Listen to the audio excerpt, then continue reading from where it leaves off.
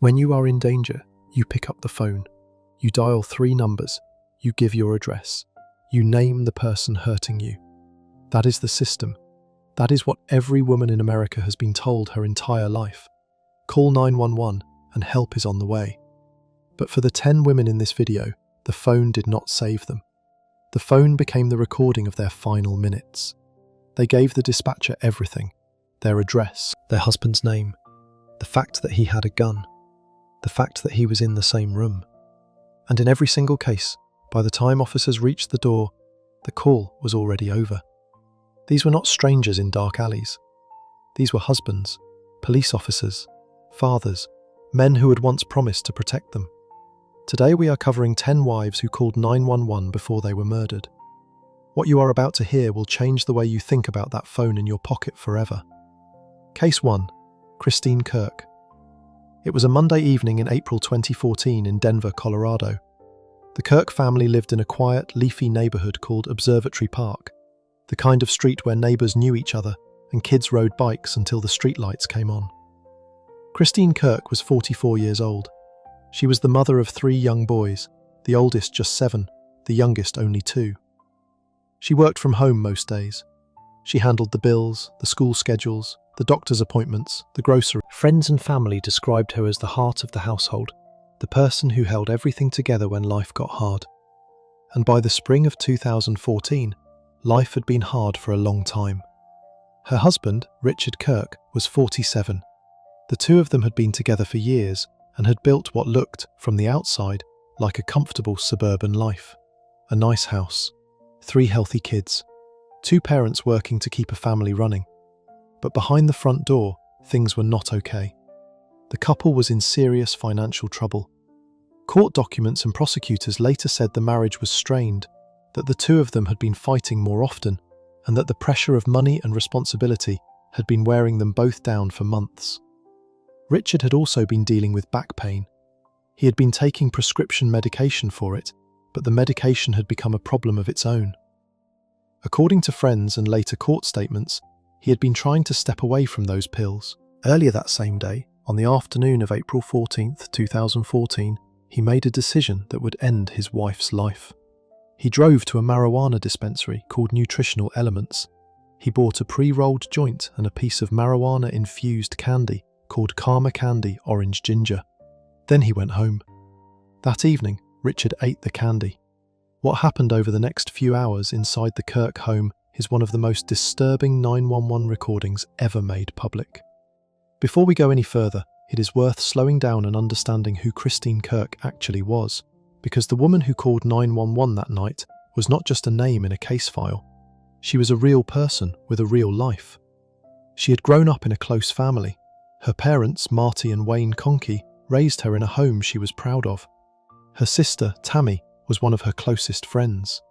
Christine was someone who, by every account from the people who knew her, lived for her 3 boys. She volunteered at their schools, she made their lunches, she planned their birthdays. On the night of April 14th, 2014, all 3 of those boys were inside the house. The oldest was old enough to understand what was happening. The youngest was a toddler. They were upstairs while their mother was downstairs, alone, trying to figure out what was wrong with their father. Friends of Christine later told prosecutors something that broke their hearts to repeat. In the weeks before her death, Christine had told a close friend that she was afraid of her husband. She had told that friend that the fighting had been getting worse, that something about Richard had changed, and that she was worried. She had not left him. She had not called the police on him before.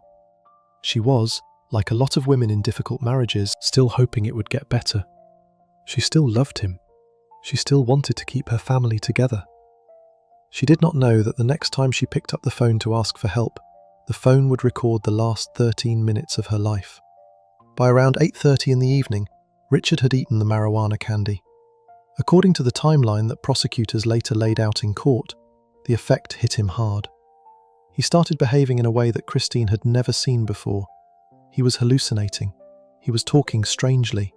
He was asking her to do things that did not make sense. Christine called her family first.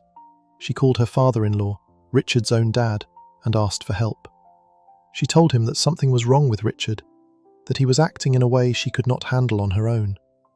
Her father-in-law later told investigators that he heard Richard in the background ranting about the end of the world and asking Christine to shoot him.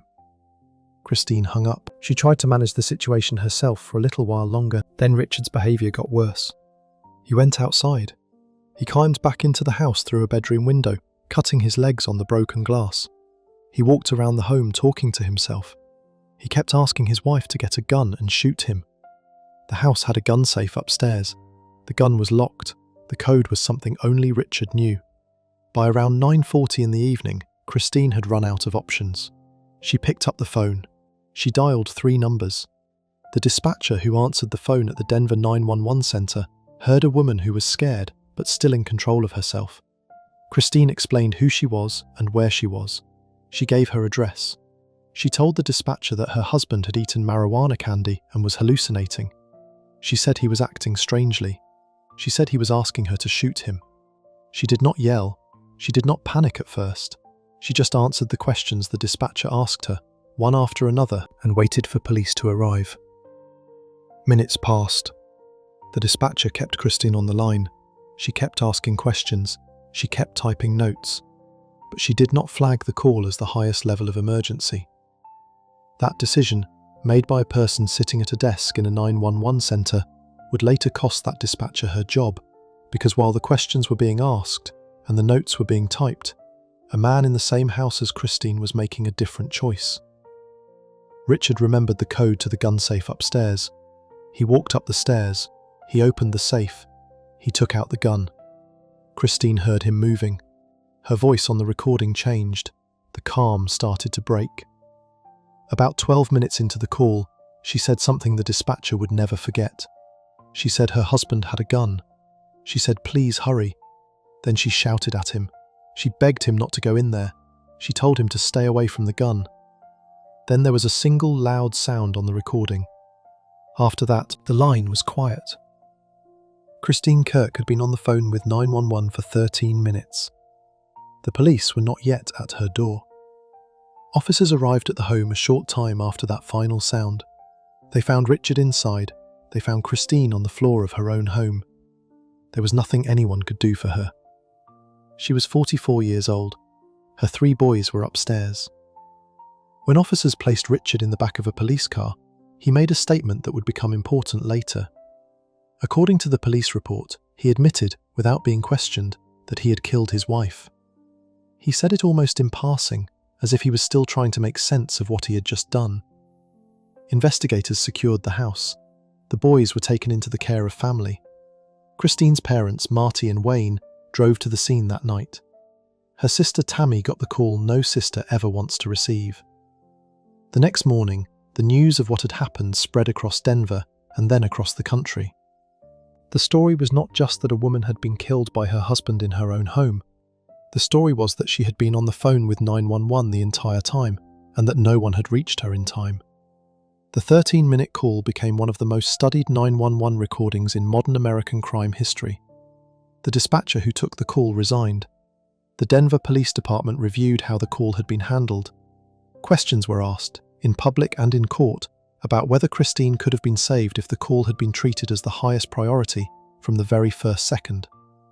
Those questions did not bring her back, but they changed how Denver answered the phone for the people who came after her.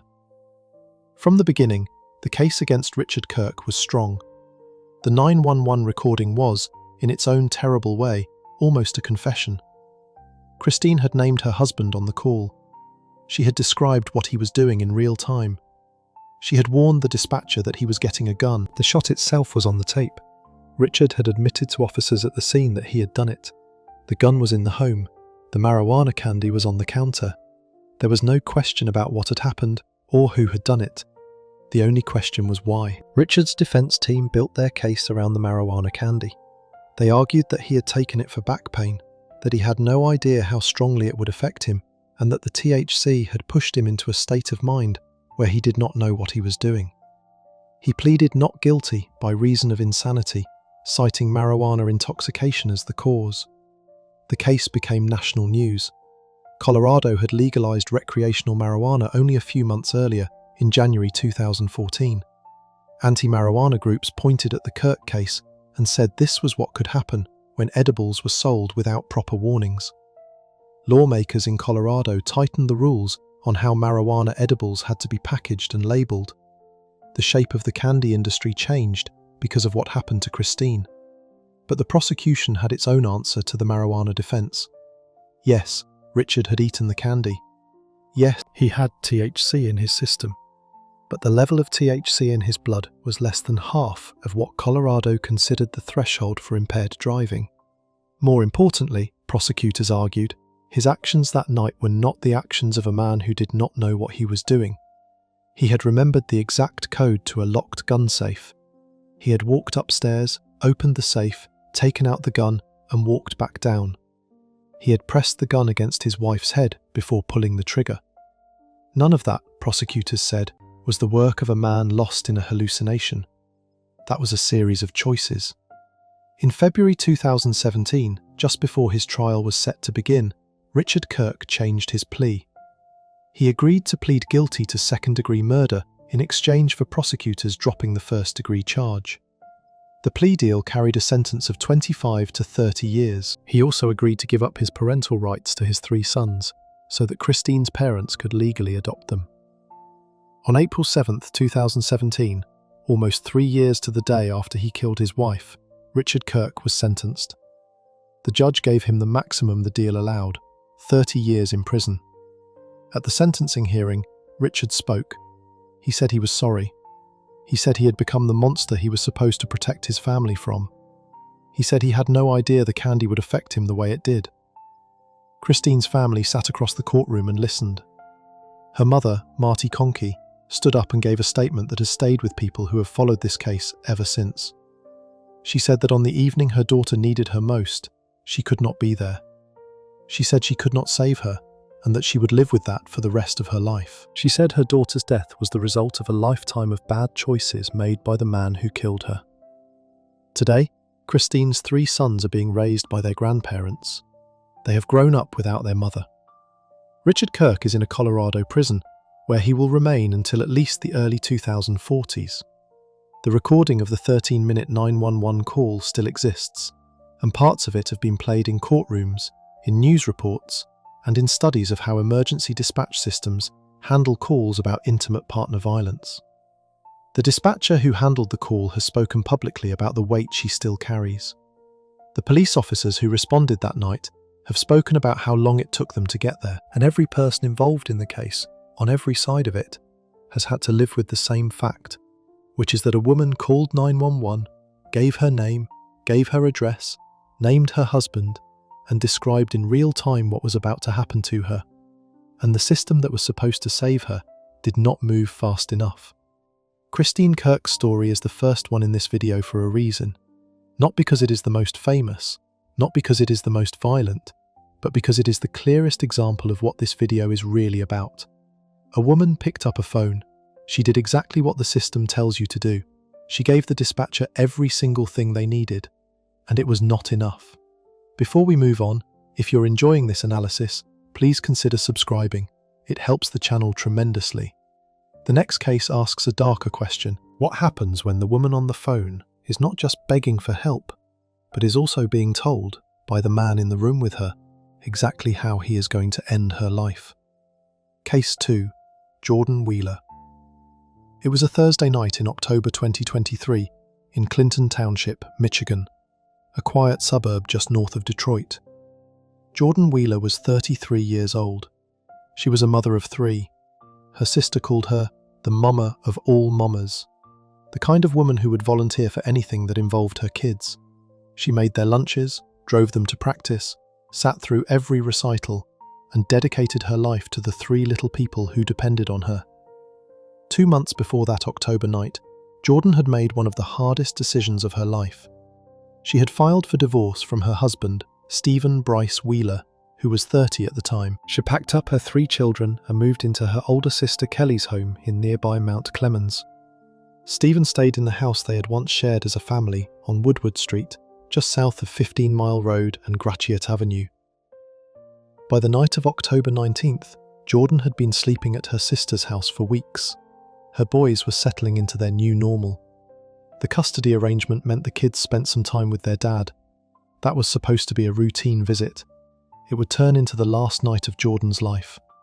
To understand what happened that night, you have to understand who Jordan was and what she was up against. By every account from her family and friends, Jordan was the heart of her household. She was warm, hands-on, deeply protective of her children. Her oldest son, who was 9 when he later took the stand at his father's trial, would describe her with one word: nice.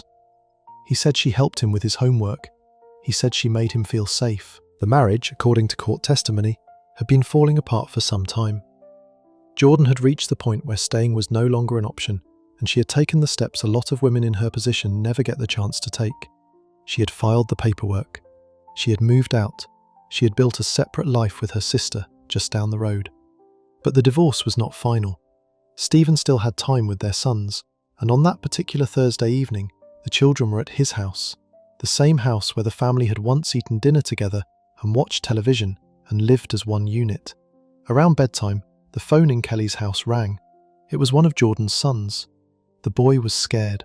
Something was wrong with his father. The boy asked his mother to come pick them up.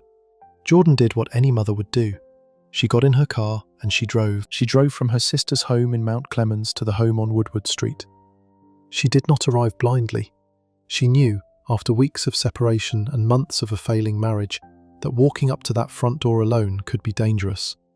So she did something that ended up being one of the most important decisions of the entire case.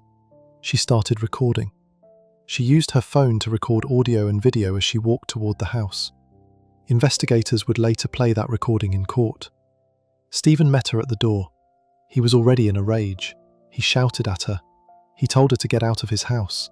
He told her to get out of his life. The recording captured every word. Jordan kept moving. She had to get to her boys. She walked into the house. The 2 younger boys, ages 7 and 8 at the time, were inside with their father. Jordan told them to go put on their pajamas. She tried to stay calm. She tried to manage the situation the way mothers manage these things, with a steady voice and a steady plan.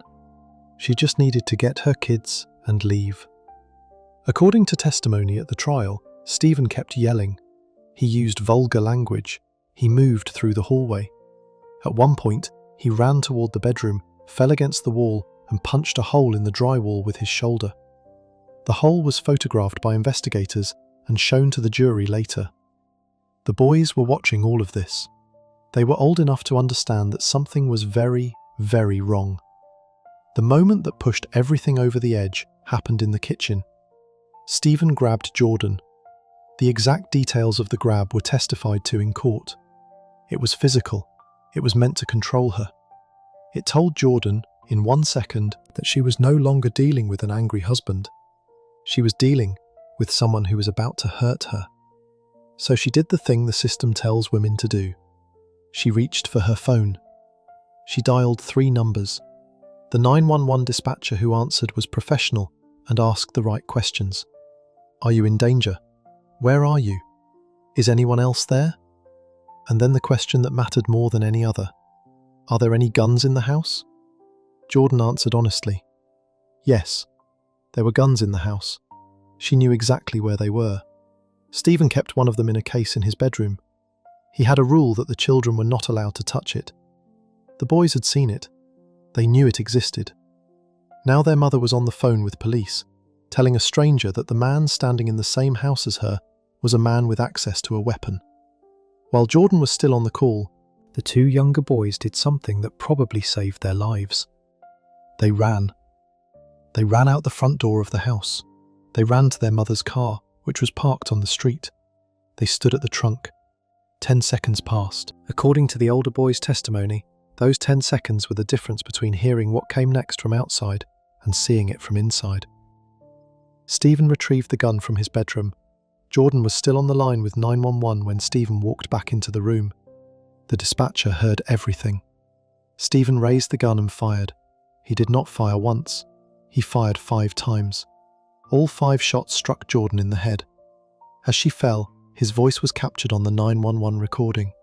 He used vulgar words to tell her that he had killed her. He said he had shot her in the head. The dispatcher heard those words. The recording captured them. They would later be played in a Macomb County courtroom in front of a jury of 6 men and 6 women. Outside the house, the 2 little boys were standing at their mother's car. They heard what their older brother later described from the witness stand as loud booms. They saw flashes through the window. They were scared, and they ran. They ran down the street and knocked on the back door of a stranger's home. A woman who lived across the street saw them, drove up in her white pickup truck, and told the boys to get inside. She got them away from the house. Police arrived a short time later. The first officer to enter found Jordan in the living room. She was sitting up, leaning forward, with her head down and a backpack still on her shoulder. He could see immediately that she was beyond help. The gun was on the floor. There were 4 spent shell casings and 1 live round in the room. Stephen was still inside the house. He was arrested at the scene. The investigation that followed was, in a strange way, the simplest part of the case. There was no mystery about what had happened or who had done it. The 911 call had recorded the shooting in real time. Stephen's voice was on the tape. The video Jordan had made on her phone as she walked up to the house showed Stephen shouting at her in a rage just minutes before he killed her. The 2 boys who had been outside the home were eyewitnesses to the sounds and the flashes.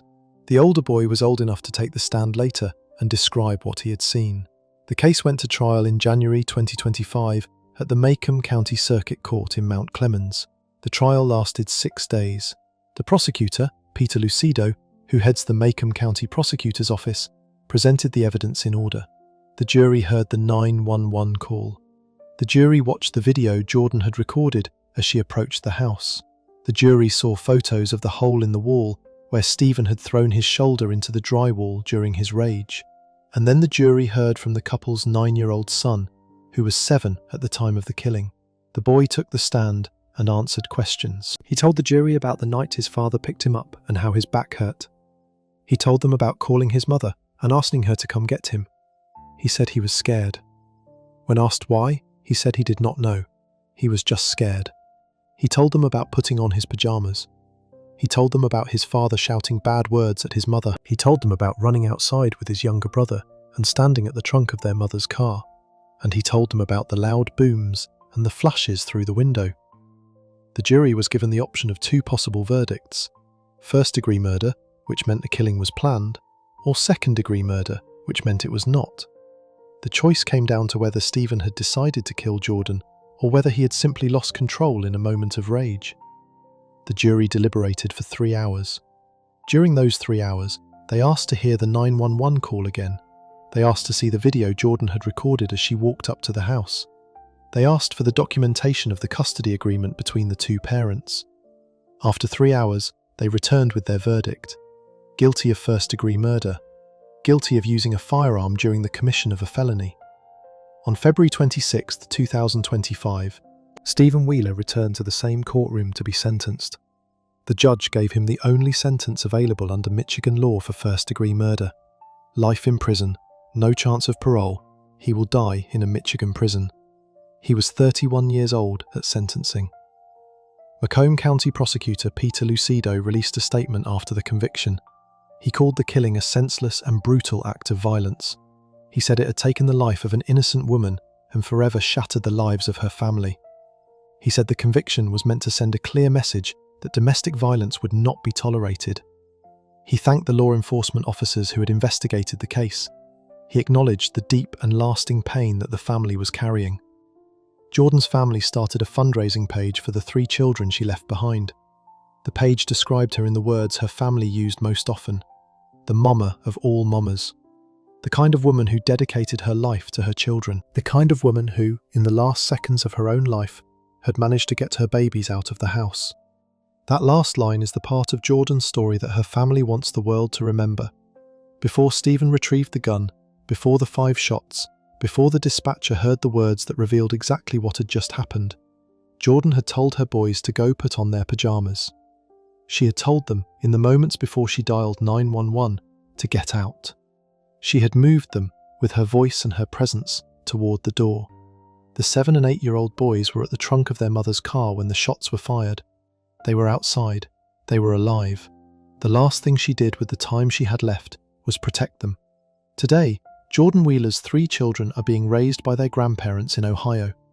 The home on Woodward Street is no longer the family's home. The video Jordan recorded as she walked up to the house, the recording that captured Stephen telling her to get out of his life moments before he shot her, is now part of the official court record of the case of the People versus Stephen Bryce Wheeler. The 911 recording is, too. So is the testimony of a 9-year-old boy who described loud booms and flashes through a window and standing at the trunk of his mother's car, waiting for her to come back out. She never did.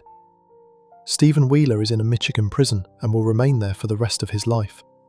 The state of Michigan does not allow parole for first-degree murder. There is no path back to freedom for him. There is also no path back to a Thursday night in October when 3 children still had a mother. Jordan Wheeler did everything the system tells women to do. She left the marriage, she filed for divorce, she moved out, she built a new life with her sister. She showed up for her kids when they called her scared. She recorded her arrival at a dangerous house. She called 911 the second she was grabbed. She told the dispatcher there were guns in the house. She got her boys out the door. And it still ended with 5 shots in a kitchen on Woodward Street. Before we move on, if you're enjoying this analysis, please consider subscribing. It helps the channel tremendously. The next case is about a woman who did almost none of those things because she had no idea the danger was in her own home. She thought it was outside, breaking through the front door. By the time she realized the truth, the only person she could call was already the one with his finger on the trigger. Case 3. Heidi Firkus. It was just after 6:30 in the morning on Sunday, April 25, 2010, in the Hamline Midway neighborhood of St. Paul, Minnesota. A young couple, Heidi and Nick Firkus, lived in a small house on Minnehaha Avenue West. From the outside, theirs was the kind of life that did not draw attention. Both of them came from church-going families. They had met as teenagers, working together as volunteers through their church. They had dated through high school and college, gotten engaged, and married around 2005. By the spring of 2010, they had been married for about 4 years. Heidi was 25 years old.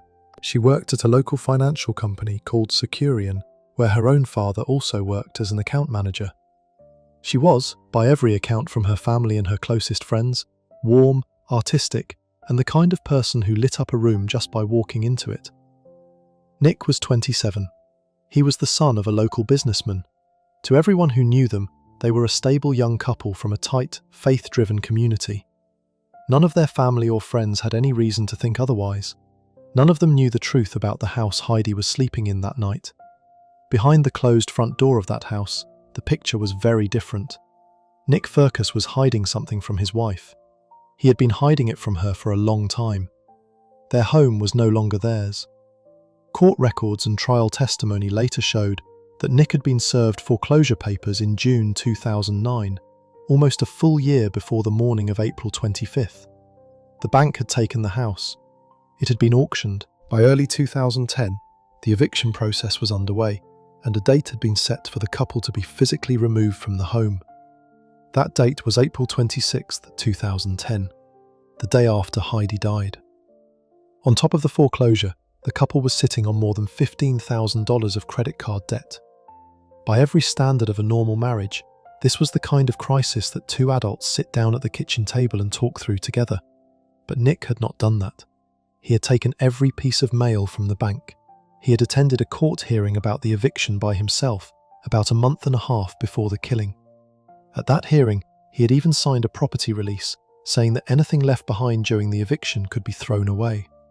The lawyer who handled it later told investigators something he never forgot. He paused when Nick signed it because he hoped Heidi would not show up later and say she had never agreed to any of this. She did not show up later. She was not told. Heidi was not stupid. She knew something was wrong.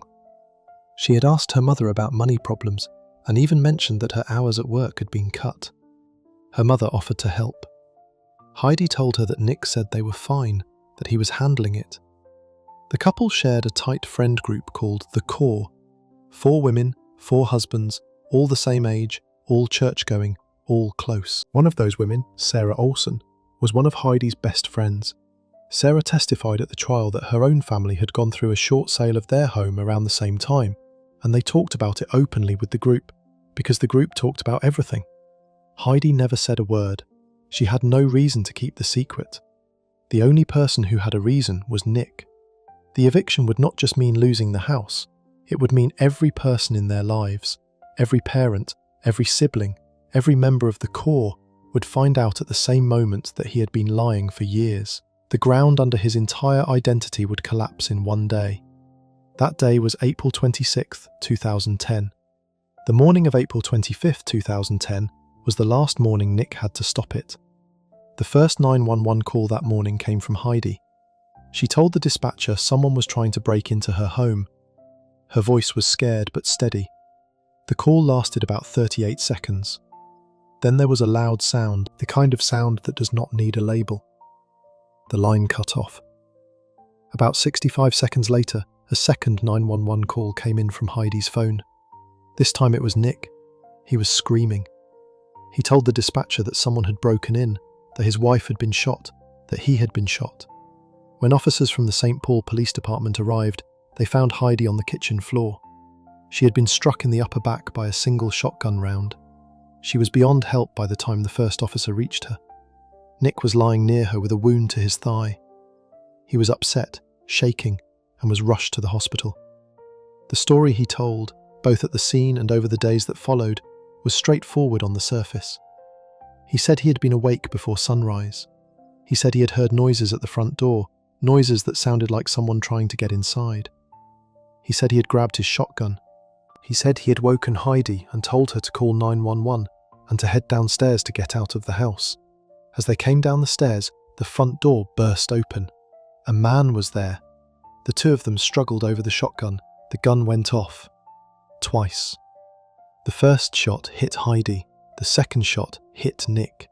The intruder ran. According to Nick, the man was a black male in his late 30s wearing a hoodie. Investigators did not believe him. They did not believe him from the very first morning. The reasons were piled on top of each other from the moment they walked through the front door. There was no sign of forced entry. The front door was closed and locked. A small entryway table that sat just inside the front door was completely undisturbed.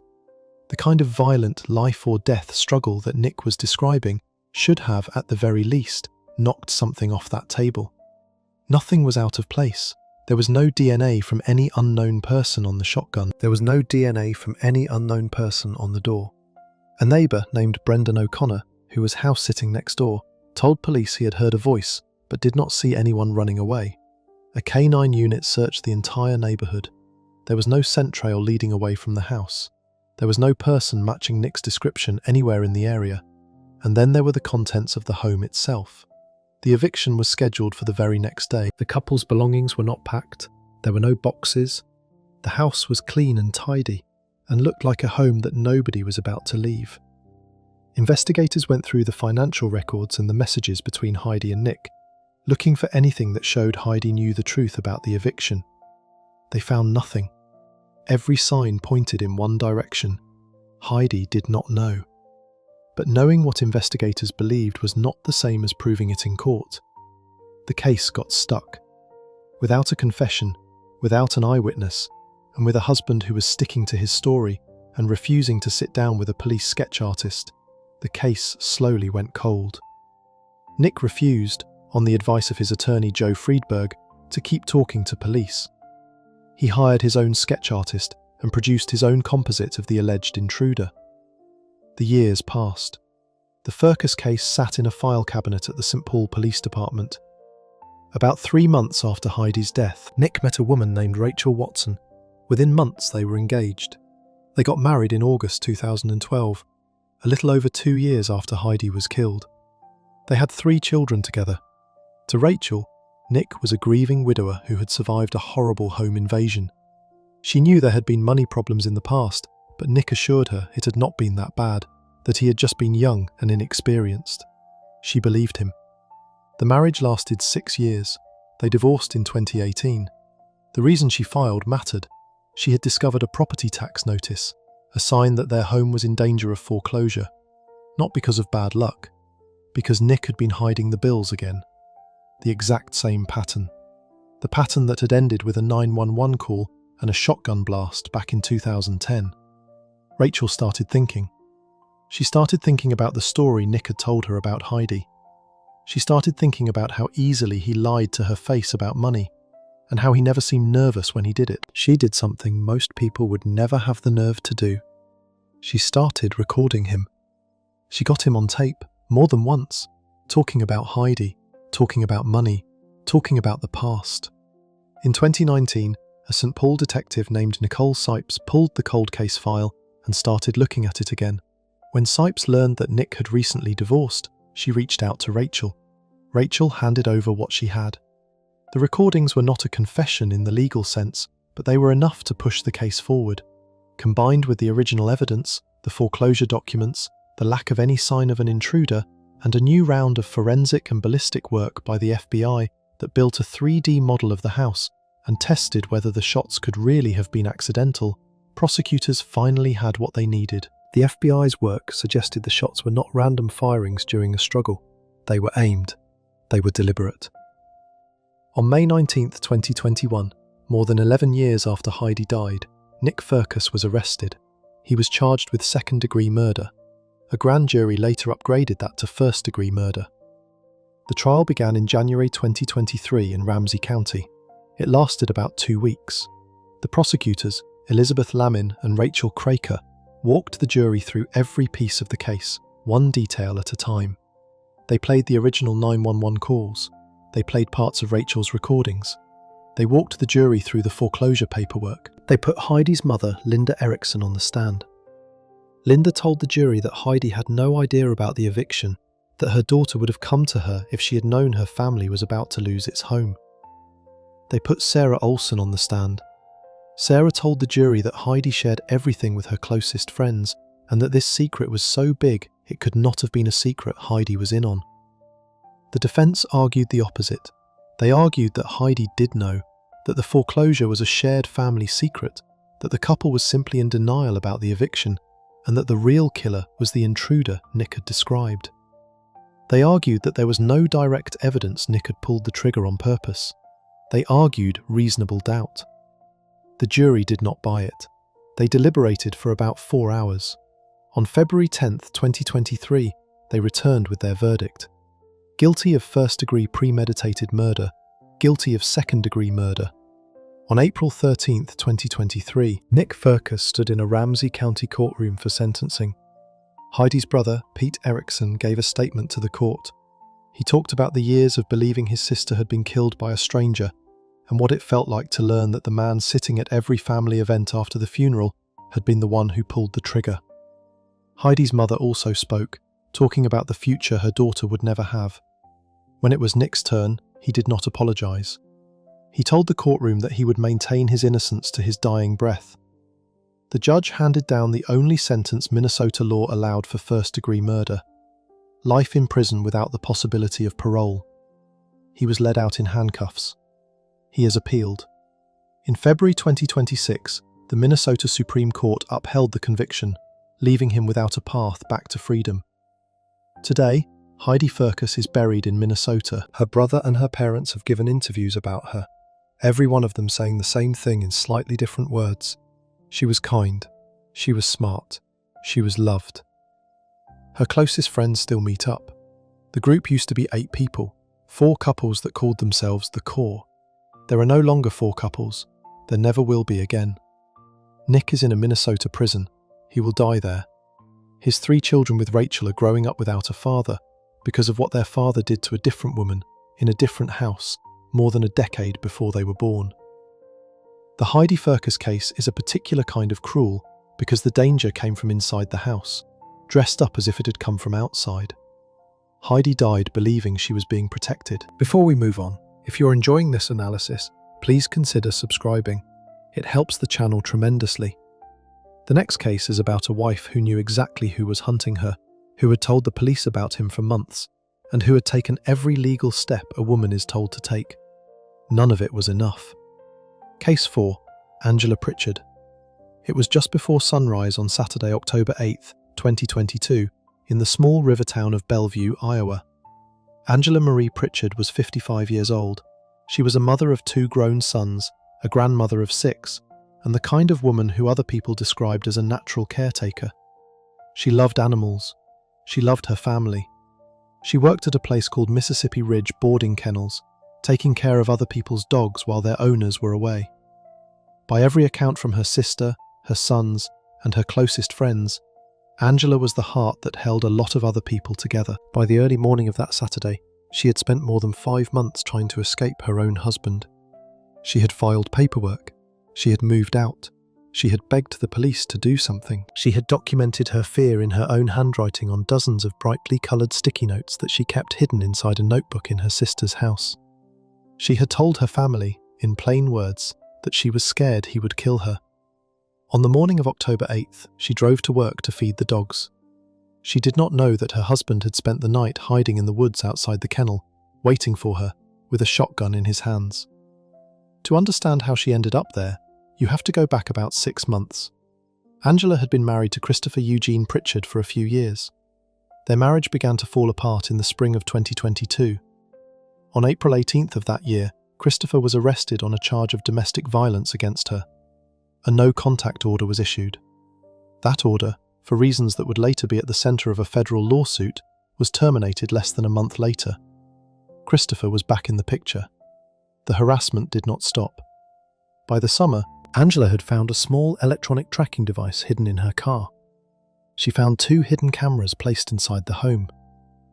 She reported all of it to the Bellevue Police Department, which, under Iowa law, was supposed to treat these things as serious stalking violations. Nothing happened. Christopher was a known figure in town. He worked as an electrician. According to court filings later submitted by Angela's family, he had a habit of doing electrical work for officers in the Bellevue Police Department, either at a reduced rate or completely for free. Whether that was the reason or not, the police did not act. He kept escalating.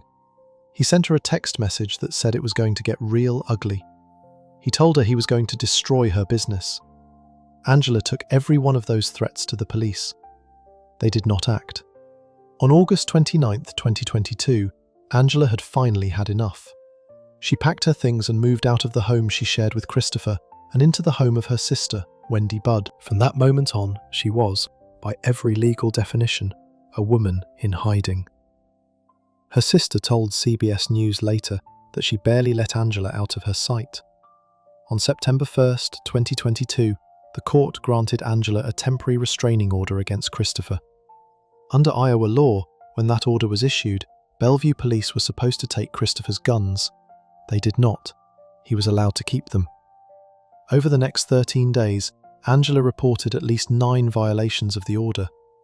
Most of those violations were not physical, they were psychological. He sat outside her sister's house. He followed her. He texted her. He drove to the kennel and mowed the grass while she was not there. He left her in a state of fear that did not let her sleep. On September 15th, the police finally arrested him for one violation, a single text message. He was released the next day. On September 29th, more than a week before her killing, an arrest warrant was issued for him for further violations. He was supposed to report to jail by 2 p.m. the next day. The Jackson County attorney even sent an email to the Bellevue police, warning them that she was afraid he would do something that night. He did not report to jail. He was not picked up. The warrant sat. Through the rest of September and into early October, Angela kept writing on her sticky notes. She wrote that she thought Chris was capable of anything. She wrote that he had told her sister he did not care if he went to jail. She wrote that he had put guns all over the upstairs of the home he still lived in 3 different rooms. She wrote, in her own words, that she did not feel safe anywhere. Not at her sister's, not at her son's, not at the stores in town, not at work. She wrote that she was always looking over her shoulder. She wrote that she feared for her life. On October 7th, 2022, the temporary restraining order became permanent. That was the day Angela's sister later said was the snapping point for Christopher. He had been arrested. He had been ordered out of her life by a judge. He was about to lose her completely. That same day, he made his move.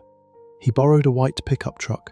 He drove it to a barn that belonged to a couple named Lori and Mike Blazer, who lived a few miles from Mississippi Ridge Kennels. Christopher knew them. He had worked on their property. He knew the combination to get inside the barn. He parked the white pickup truck inside, out of sight.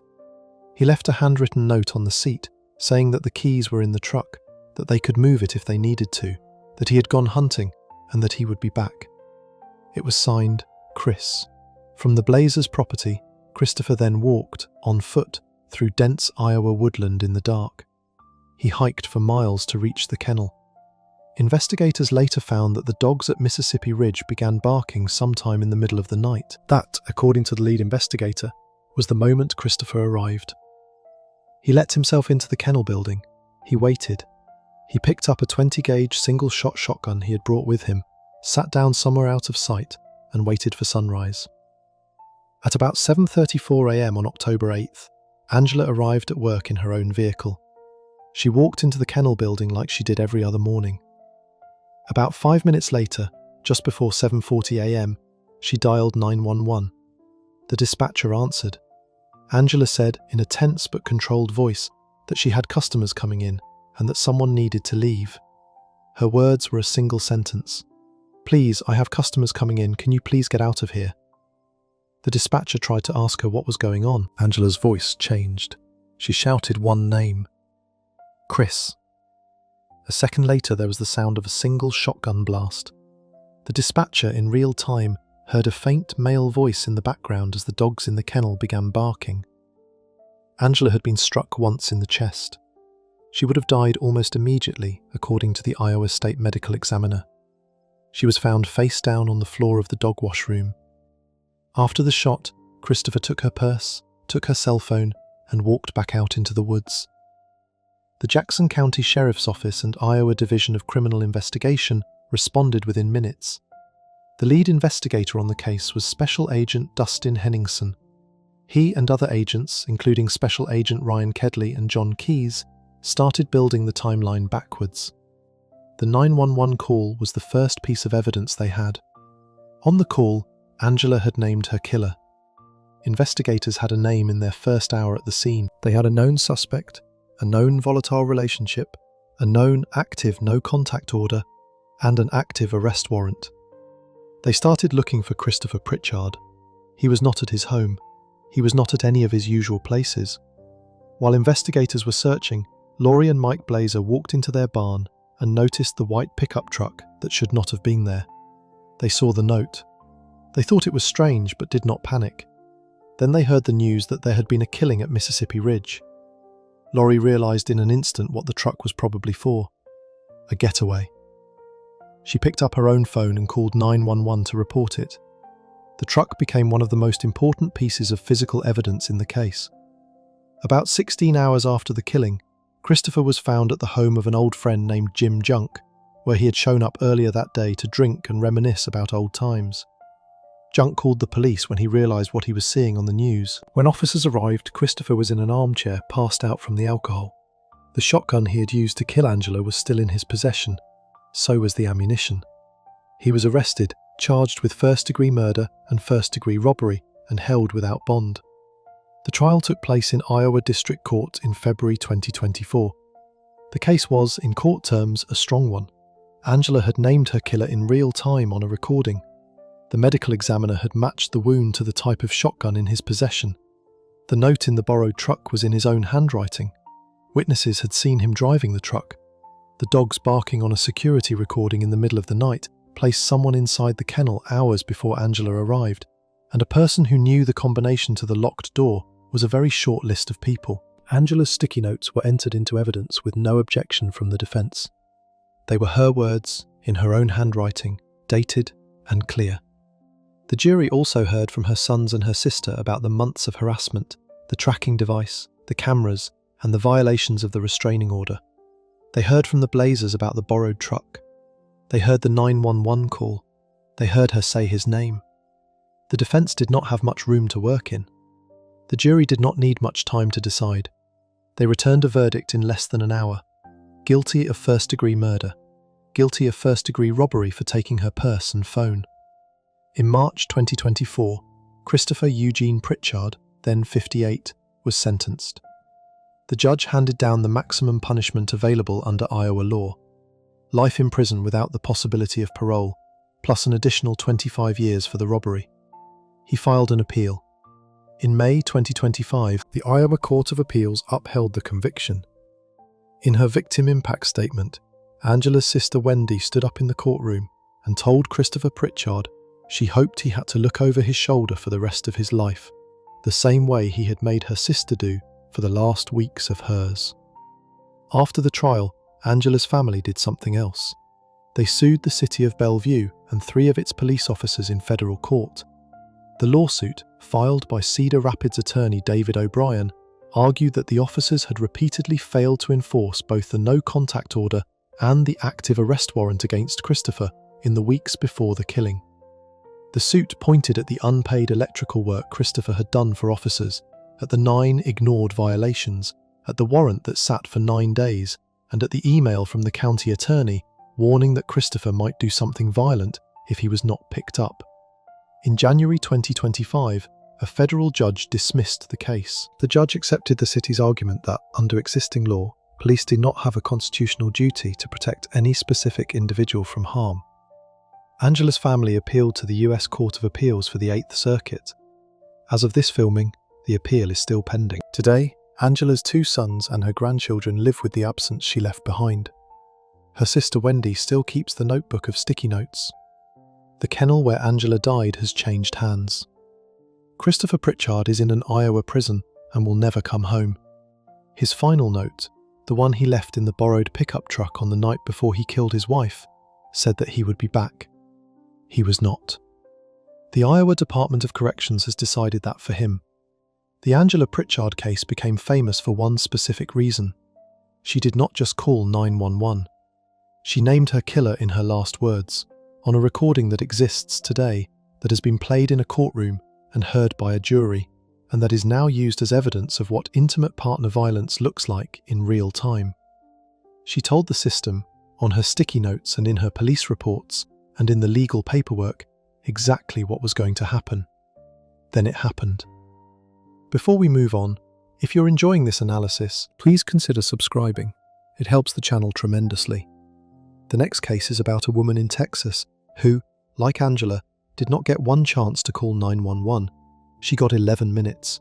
She named her killer too, and the people whose job was to send help made a different decision that morning, one that the city of Dallas would have to answer for in front of the entire country. Case 5. Deanna Cook. It was a Friday morning in August 2012 in southeast Dallas, Texas. Deanna Cook was 32 years old. She was a mother of 2 young daughters. She had moved to a small home in the Riley neighborhood for one specific reason. She wanted to give her girls a better, safer place to grow up. Her family described her as ambitious, full of life, and the kind of woman who lit up a room without trying. She wanted to be a star one day. She loved music, she loved her daughters, and she loved her family. Her mother, Vicky Cook, talked to her almost every day. Her sister Carletha was one of her best friends. By that morning of August 17th, Deanna had spent more than a year trying to escape her ex-husband. She had filed for divorce. She had filed for a restraining order. She had reported him to the Dallas police on multiple occasions. She had moved to a different part of the city. None of it had been enough. He had kept showing up. He had kept threatening her. The day before, on August 16th, she had even posted publicly online about the fact that someone was stalking her. The next morning, that someone walked into her house. The man who walked into Deanna's home that morning was her ex-husband, Delvecchio Patrick. To everyone who knew him, including Deanna, he went by the nickname Red. Their relationship had been violent for a long time. Deanna had reported him to the police more than once. Patrick had been arrested in the past for being violent with her. Each time, he came back. The cycle that domestic violence experts have described for decades, the one where the abuse pauses for a while, then escalates again, was their cycle. Deanna had finally gathered the strength to file for divorce. She had taken every legal step a person is supposed to take. She had a paper trail with the police department of a city of more than 1 million people. None of that paper saved her on the morning of August 17th. At some point shortly before 11 a.m., Patrick got into her home. The exact way he got in has never been completely public. What is public What is on a recording that exists today is what happened in the next 11 minutes. Deanna picked up the phone. She dialed 3 numbers. The 911 operator who answered was named Tonyita Hopkins. From the very first second, the call sounded like a crime in progress. Deanna was screaming, she was crying, she was begging someone to stop. The operator, instead of immediately recognizing the situation for what it was, asked Deanna a routine question. Did she need police, fire, or medical? Deanna could not answer that question because she was being attacked while she was on the phone. The operator could hear it. The dispatcher who was supposed to send officers could hear it. The whole 11 minutes were captured. Patrick's voice was on the call too. He was not whispering, he was not trying to hide. He was talking in the background in a way that made his presence and his intentions clear. He used Deanna's hope for help against her. He told her, in his own words, that he was going to kill her. He used vulgar language. He laughed. Deanna kept calling him by his nickname, Red, the same name her family knew him by. She begged him to stop. She told him she had not done anything. She pleaded for her life. The operator kept asking small, formatted questions and saying hello over and over. The system wanted her address. The system needed her location to send help. The call had come from a cell phone, and the address did not pop up automatically. It took the 911 center about 10 full minutes to figure out where Deanna lived. When the address was finally identified, the call was given a label, Major Disturbance, Urgent. Under the rules of the Dallas 911 center at that time, the dispatcher was supposed to assign officers to respond. Instead, the dispatcher allowed officers to volunteer. 2 officers eventually agreed to take the call. Even after that, the response was nothing close to what an active killing should have triggered. The 2 officers, on their way to Deanna's home, stopped at a 7-Eleven convenience store to buy water. Then they kept driving. By the time they pulled up to Deanna's house, 50 minutes had passed since she had first dialed 911. The officers got out. They walked to the front door. They knocked. There was no answer. They tried calling Deanna's cell phone. She did not pick up. They did not force entry.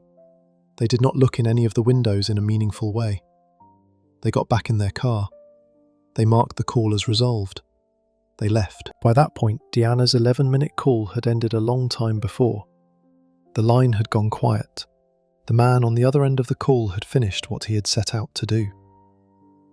Deanna Cook lay in her own home for 2 days. Her phone went silent. Her daily call to her mother on Saturday did not happen. By Sunday, August 19th, when Deanna did not show up to church, her family knew something was very wrong. Her mother Vicky, her sister Carlitha, and Deanna's 2 young daughters drove to the house. The first thing they noticed was the dog inside, barking.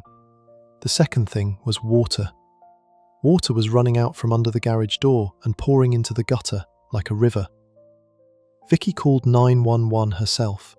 She told the operator she needed someone to come check on her daughter, that something was wrong. The operator on that second call told Vicky something almost no one in this country expects to hear. The operator said that the family would have to call all the local jails and all the local hospitals first to make sure Deanna was not at one of them before any officer would be sent out. Carlitha had heard enough. She told her mother to hang up the phone. She walked to the front of the house. She kicked the door in. The smell hit them first. Then they followed the water inside. It led them down a hallway. It led them into a bedroom. It led them into the bathroom. Deanna's mother and sister found her in the bathtub. They had walked into the very last scene of the 11-minute call from 2 days earlier. Vicky, on the phone with the same 911 service that had failed her daughter, started screaming a single sentence over and over. He did it. He said he was going to do it. He did it. The investigation that followed moved very fast in some ways and very slowly in others. The Dallas Police Department arrived. They secured the scene. They began trying to reach Delvecchio Patrick. Patrick had not gone far. He was arrested. He was charged with murder. The recording of Deanna's 11-minute 911 call was pulled from the system. When it was played back inside the police department, the city's failure became impossible to hide. Deanna had given the system everything. She had named her killer by his nickname. She had said please. She had screamed. The killer's voice was on the same recording, taunting her. The address had been there in the system. The call had been categorized eventually as urgent, and the response had been a 7-Eleven stop, a quick knock, and a marker that read, "Resolved." The trial of Delvecchio Patrick began in May 2015 in a Dallas County courtroom.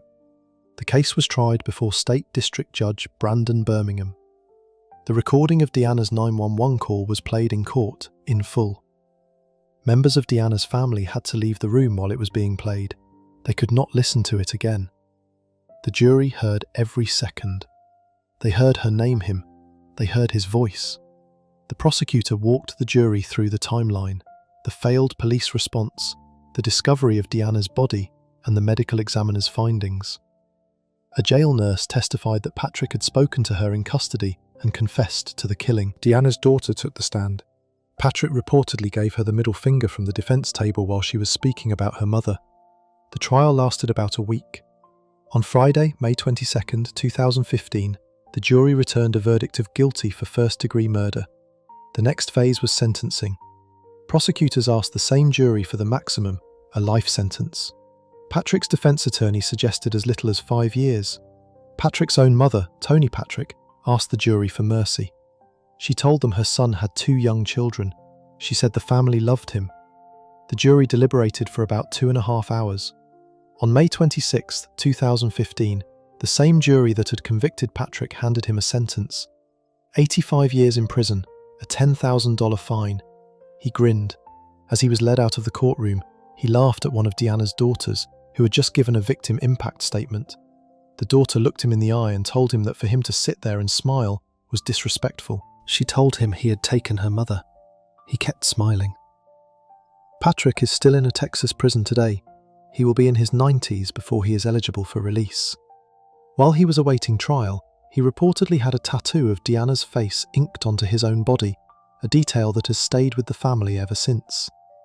They have spoken publicly about how disturbing it is that the man who killed their daughter and their sister now wears her on his skin like a memory he is allowed to keep. Deanna's family did not stop with the conviction. They sued the city of Dallas. They sued the 911 operator, the dispatcher, and the officers who had responded that morning. The case, known in the federal courts as Cook versus Hopkins, argued that the city's failures had directly led to Deanna's death and had violated her rights as a citizen and as a woman of colour in a poor neighbourhood. The lawsuit pointed at the 11-minute call that should have been the highest priority emergency on the screen, at the dispatchers who let officers volunteer, at the 7-Eleven stop, at the operator who told Vicky to call jails and hospitals before help could be sent. It pointed at internal records showing that wealthier neighbourhoods received faster responses than poorer ones. The federal courts dismissed the case. The Fifth Circuit Court of Appeals ultimately ruled that the police did not have a constitutional duty to protect any specific individual from harm, the same legal doctrine that has dismissed similar lawsuits across the country. The lawsuit was over. The pain was not. The Dallas 911 Center, after Deanna's death, made changes. The center increased staff. It created a new classification specifically for serious bodily injury or death calls, marking those calls as the highest possible priority and requiring an immediate dispatch. Deanna's case was used in 911 dispatcher training across the city. Dallas Mayor Mike Rawlings personally apologized to Deanna's family. He launched a citywide campaign against domestic violence in her name. Some 911 operators were disciplined. The dispatcher who had handled the original call was reprimanded. None of these changes brought Deanna home. Today, Deanna's 2 daughters are grown women. They lost their mother on a Friday morning, and the system that was supposed to come save her was the same system that left her in that house for 2 days. Her sister Carletha and her mother Vicky have spoken publicly for years about Deanna, about the 11-minute recording, and about what they want other families to learn from her case. The recording itself, the actual audio of those 11 minutes, has been described in news reports and in court, but has never been released to the public in full. Members of Deanna's family have said that hearing it is the worst thing they have ever experienced. The Deanna Cook case is, in the long history of intimate partner violence cases in the United States, one of the clearest examples of what happens when every single safeguard fails on the same day. The restraining order had not stopped him. The previous arrests had not stopped him. The 911 call could not save her on its own. The dispatchers did not move fast enough. The officers did not break the door down. Even after Deanna died, the second 911 call her mother made was answered with a request to phone around to local jails first.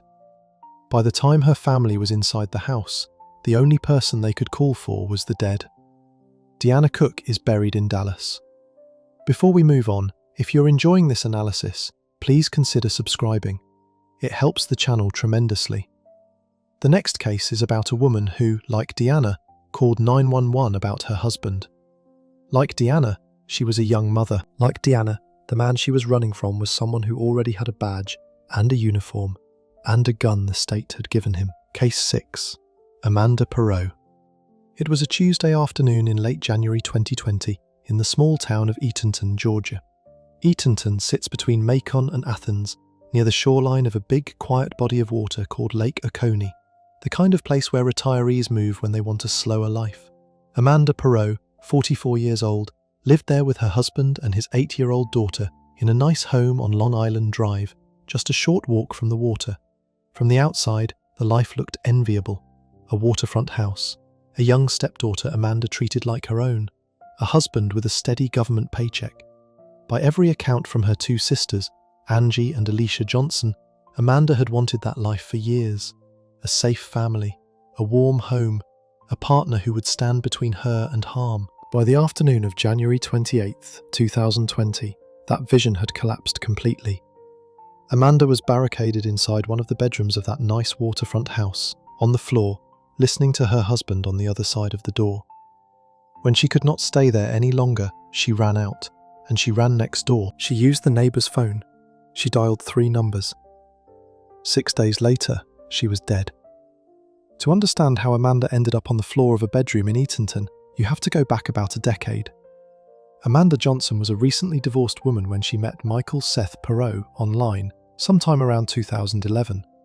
He was around the same age. He was sick at the time, dealing with cancer, and was living back with his parents while they helped him through treatment. Amanda was kind. Within about 6 months of meeting, she had moved in with Seth and become his full-time caregiver. By 2017, his cancer had gone into remission, and they got married in June of that year. They had been together for 6 years by then. Amanda's 2 sisters later told CBS News that something started to change as soon as the 2 were officially married.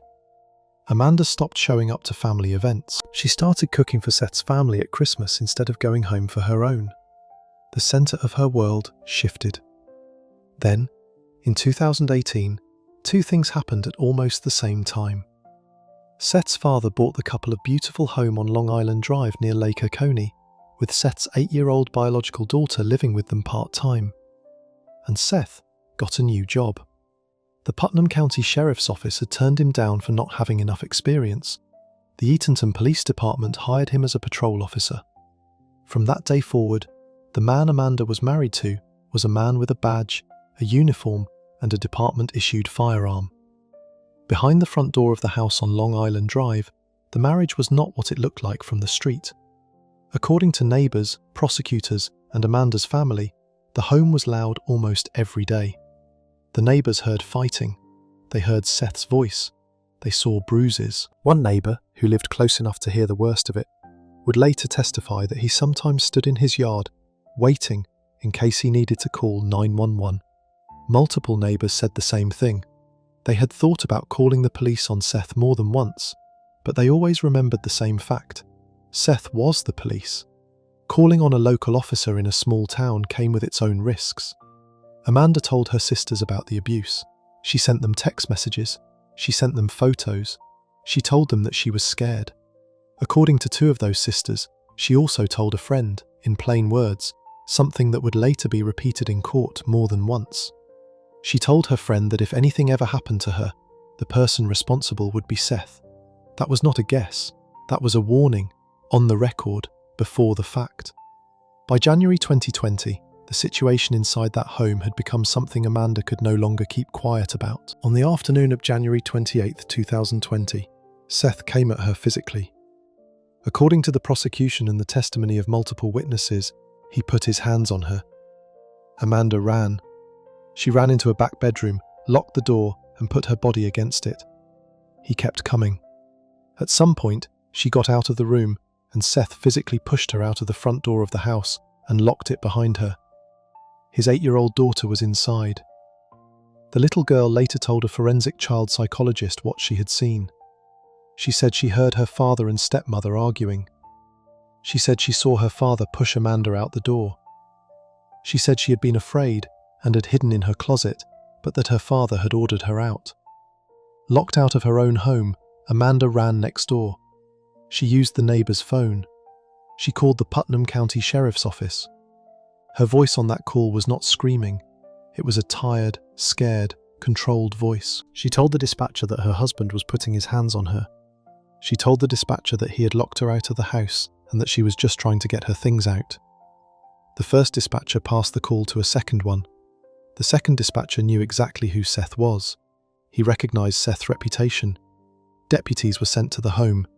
When they arrived, they saw red marks across Amanda's chest, the kind of marks consistent with being shoved or grabbed.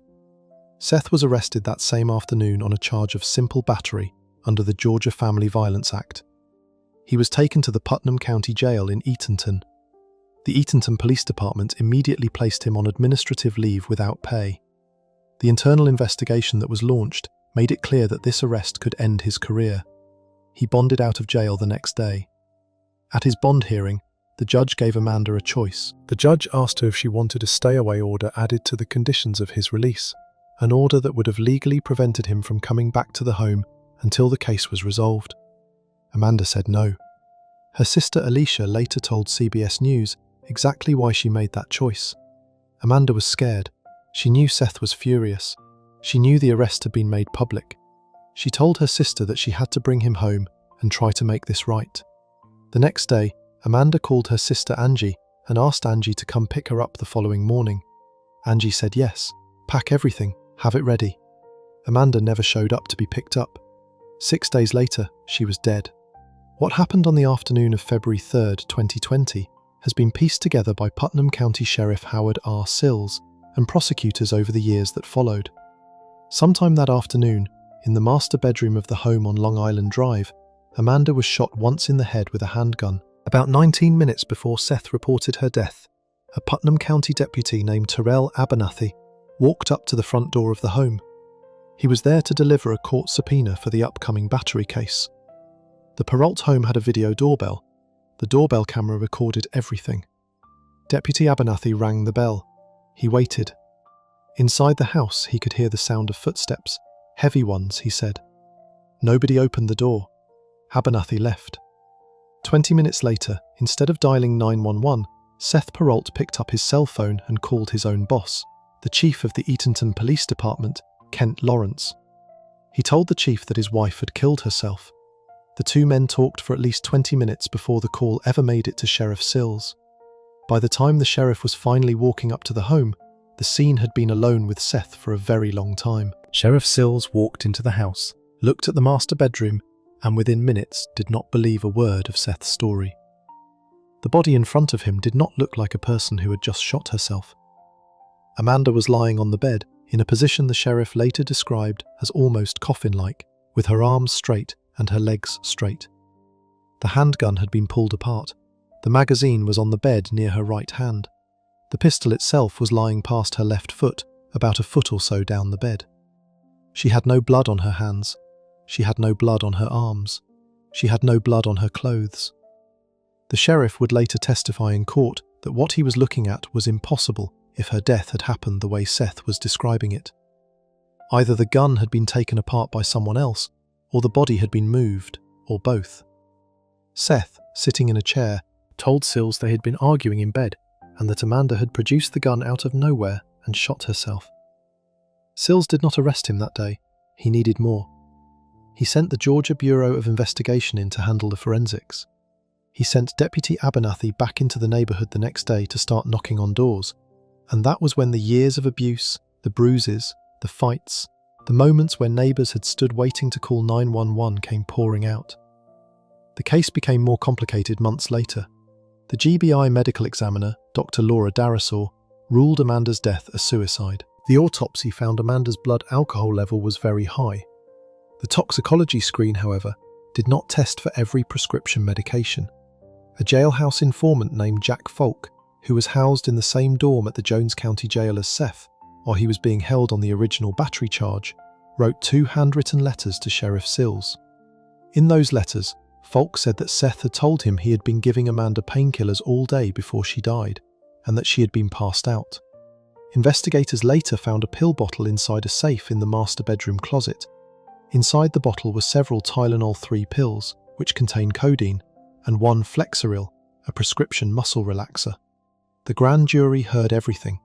On November 3, 2020, despite the medical examiner's suicide ruling, the grand jury indicted Seth Perau on 5 counts: malice murder, 2 counts of felony murder, aggravated assault under the Georgia Family Violence Act, simple battery under the Georgia Family Violence Act. He pleaded not guilty. The trial began on February 21, 2022, in Putnam County Superior Court. The case was prosecuted by Okmulgee Judicial Circuit District Attorney T. Wright Barksdale and Assistant District Attorney Faith Worley. The judge was Chief Judge Brenda H. Trammell. The defense argued that Amanda had been deeply unhappy, that her drinking had spiraled, and that she had taken her own life. The prosecution walked the jury through the years of abuse, the January 28th arrest, the doorbell footage, the impossible position of the body, the missing blood, and the testimony from neighbours. One of the most powerful pieces of evidence the prosecution had was a sentence Amanda had said to a neighbour. According to that neighbour, Amanda had said that if anyone ever found her dead, the police should be told that she had not killed herself. The trial lasted about a week. On February 25, 2022, the jury of 8 women and 4 men deliberated for less than 2.5 hours. They returned with a guilty verdict on all counts. Judge Trammell sentenced Seth Perau that same day to life in prison without the possibility of parole. He was led out of the courtroom. He filed an appeal. The Georgia Supreme Court rejected it in 2023. He filed for a new trial. That was rejected in 2024. He is now held at the Georgia Diagnostic Prison in Jackson, where he will remain for the rest of his life. Today, Amanda's 2 sisters, Angie and Alicia Johnson, do something every August on what would have been her birthday. They tie love letters to purple balloons and release them. In recent years, they have included the number for the National Domestic Violence Hotline written on the letters, hoping that someone who needs that number finds one of them. The 8-year-old girl who hid in her closet that day in January 2020 is older now. She lost her stepmother in February of that year, and her father a couple of years later when he was sentenced. She is being raised by her biological mother. The house on Long Island Drive has been sold. Amanda Perau did everything that an abuse victim is told to do. She left the room. She left the house. She used a neighbour's phone. She told the dispatcher exactly what was happening. She named her husband. She had years of bruises and texts and photos sent to her sisters as proof. She had a sentence on the record, told to a neighbour, that pre-named her killer. She had every piece of evidence the system normally needs, and she still ended up on a bed on Long Island Drive on a quiet Monday afternoon. Before we move on, if you're enjoying this analysis, please consider subscribing. It helps the channel tremendously. The next case is about another wife who called 911 about a husband with a badge. This one wore his higher up the chain of command. The whole department had failed her years before her name was ever in the news. Case 7. Crystal Brame. It was a Saturday afternoon in late April 2003 in Gig Harbor, Washington, a quiet waterfront town just across the Tacoma Narrows Bridge from the city of Tacoma. Crystal Brame was 35 years old. She was the mother of 2 young children, Haley, who was 8, and David Jr., who was 5. She was a former ice skater, a ballet dancer, a graduate of the University of Washington with a degree in criminal justice, and a former employee of the Pierce County District Court. Her sister Julie was her best friend.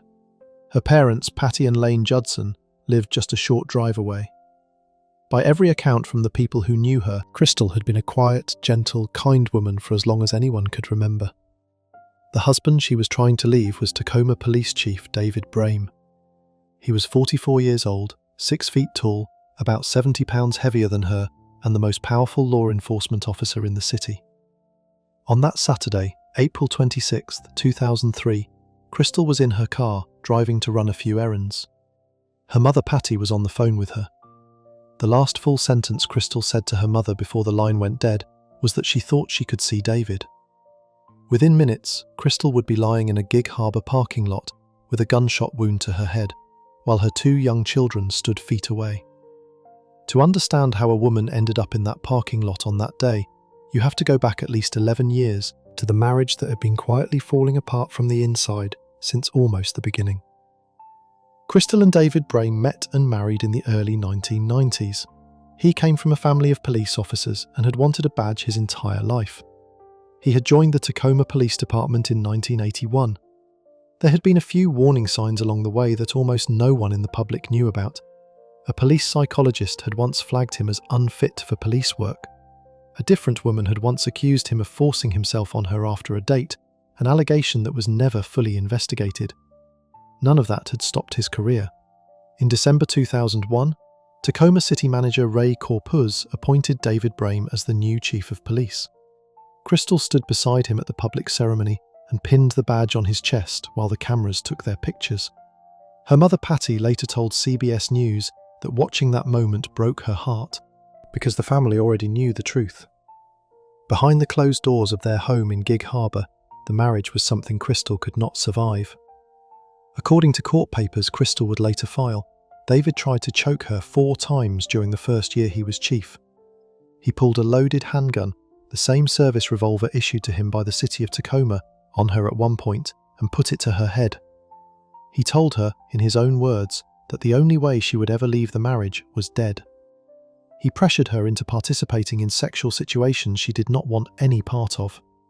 He kept her on a tight financial leash, controlling how much money she had access to. He timed her trips to the store, checking receipts to see how long she had been gone. He bullied her about her weight. The neighbours in their Gig Harbour cul-de-sac could see something was off. One neighbour, Marty Conmey, lived next door. Crystal told Marty directly that David had pulled a loaded gun to her head and told her she would not be getting out of the marriage alive. Friends she had quietly opened up to, including a shopkeeper named Linda Lee Clark and a woman named Debbie Phillips at a local tanning parlour, all later told reporters the same kind of story. Crystal had been afraid for years. In February 2003, Crystal made the hardest decision of her life. She moved out of the family home with her children. She filed for divorce. The papers she filed laid out, in plain and detailed language, almost everything that had been happening behind the closed doors. The threats, the choking, the gun, the financial control, the sexual demands. David, of course, had a counter-story. He claimed in his own court papers that Crystal was the abuser, that she was the violent one, and that he was the victim. He had even, as far back as 1996, told a Gig Harbour police officer that he was being abused by his wife and was too embarrassed to admit it publicly. A paper trail that prosecutors and journalists later interpreted as a man laying down a defence in case his own behaviour was ever exposed. On April 11, 2003, Crystal made a 911 call that would later become one of the most quoted recordings in the entire case. David had shown up at her door, accompanied by his second-in-command, Assistant Chief Catherine Woodard, claiming he had come to pick up the children. Crystal called Pierce County 911. Her voice on the recording was calm, but very clear. She told the dispatcher that the reason this was such an issue was that her husband was the chief of police of the city of Tacoma and that he carried a firearm. She had warned every police officer in earshot on a recorded line that she was a woman in fear of an armed man with a badge. The Pierce County Sheriff's Office did not respond. No deputy showed up. No report was taken. Crystal also accused Catherine Woodard, the second most powerful officer in the Tacoma Police Department, of intimidating and threatening her during that visit. Woodard would later be placed on paid administrative leave and investigated by the Washington State Patrol. Through April 2003, the situation kept building. Crystal's parents and her sister Julie were watching. Her parents' neighbourhood was on high alert. Marty Conmee and other neighbours had been instructed to call 911 immediately if they saw David anywhere on the block. There was a restraining order in motion. Then, on Friday, April 25, 2003, the contents of Crystal's divorce filing went public. A Tacoma writer named John Hathaway, who ran a news website called The New Tacoman, published the most explosive details. Within hours, the major newspapers picked up the story. By that evening, the entire city of Tacoma was reading about the choking, the gun, and the threats their police chief allegedly used against his own wife. Inside Tacoma City Hall, two senior human resources officials, Director Phil Knudsen and Assistant Director Mary Brown, told City Manager Ray Corpuz that Brame's gun and badge needed to be pulled from him immediately. The city attorney, Robin Jenkinson, disagreed. Jenkinson said the divorce was a civil matter and not the city's business. The mayor, Bill Barsma, said the same thing in public. Corpus said something almost identical. The recommendation was rejected. David Brame went home that Friday night with his service weapon still on his hip. The next morning, Saturday, April 26, 2003, David Brame got into his car with both of his children. Crystal got into her own car alone. She was on the phone with her mother Patty as she drove. According to Patty, Crystal said suddenly that she thought she could see David. Patty asked her where she was. Crystal said she had to go. The line went dead. What investigators later pieced together is that David and Crystal both happened to be heading to the same Gig Harbor business mall, a small commercial area, on errands. They saw each other. They both pulled into the same lot. They parked very close to one another. David told the children, 8-year-old Haley and 5-year-old David Jr., to wait inside his car. He got out. He walked to Crystal's car. According to Pierce County Sheriff's Detective Ed Troyer, who would later describe the scene to reporters, David sat down in the driver's seat of Crystal's car, with his feet still on the ground outside. They talked. The conversation, whatever was said, did not last long. David pulled his service handgun. He shot his wife at point-blank range. Then he turned the gun on himself. The two children heard the shots. They ran out of David's car and toward the sound. The first thing 8-year-old Haley saw was her mother on the ground. She started screaming. According to witnesses on the scene, she screamed the same sentence over and over. Her father had shot her mother. A witness, a woman who worked nearby, ran into the parking lot, pulled the children away, and took them inside her store to keep them away from what they had just seen. Police arrived within minutes. Crystal was still alive. She was airlifted to Harborview Medical Center, the major trauma hospital in Seattle. David died from his self-inflicted wound within hours. Crystal lived for 1 full week. Doctors had small bursts of hope. She showed signs of improvement at moments. Her family stayed at her bedside. Then, on the night of Friday, May 2nd, her condition collapsed. The next afternoon, on Saturday, May 3rd, 2003, Crystal Judson Brame was declared dead at 4:40 p.m. She was 35 years old. By a strange and painful piece of timing, May 3rd was also the day David Brame was buried in a small private service. The death of Crystal Brame did not stay quiet for 1 hour. The story shook the entire state of Washington. The city of Tacoma was forced to confront the fact that its own city manager, its own city attorney, and its own mayor had publicly told the public that the choking, the gun pointing, and the death threats described in those divorce papers were a private matter. The Washington State Attorney General, Christine Gregoire, ordered a full investigation. The Washington State Patrol opened separate inquiries. Federal investigators looked at whether civil rights had been violated. Catherine Woodard was placed on administrative leave. Ray Corpuz announced his pending retirement. The city had to admit that 2 of its own human resources officials had begged for Brame's gun to be pulled the day before he killed his wife, and that the request had been refused. The investigation reports that came out over the next 18 months exposed a department where Brame had never even been qualified to be a police officer in the first place, where psychological warnings about him had been buried, where a sexual assault accusation against him had been swept aside by the previous chief, and where a culture of protecting one of their own had ended with a young mother dying in front of her own children. Crystal's parents, Lane and Patty Judson, did something other families in their position have rarely managed to do. While they were still grieving, they began to fight. Lane Judson made a promise at his daughter's hospital bedside that he would do whatever he could to make sure another woman did not have to live and die the way Crystal had. They started a national letter-writing campaign. They worked with members of Congress. They did not stop.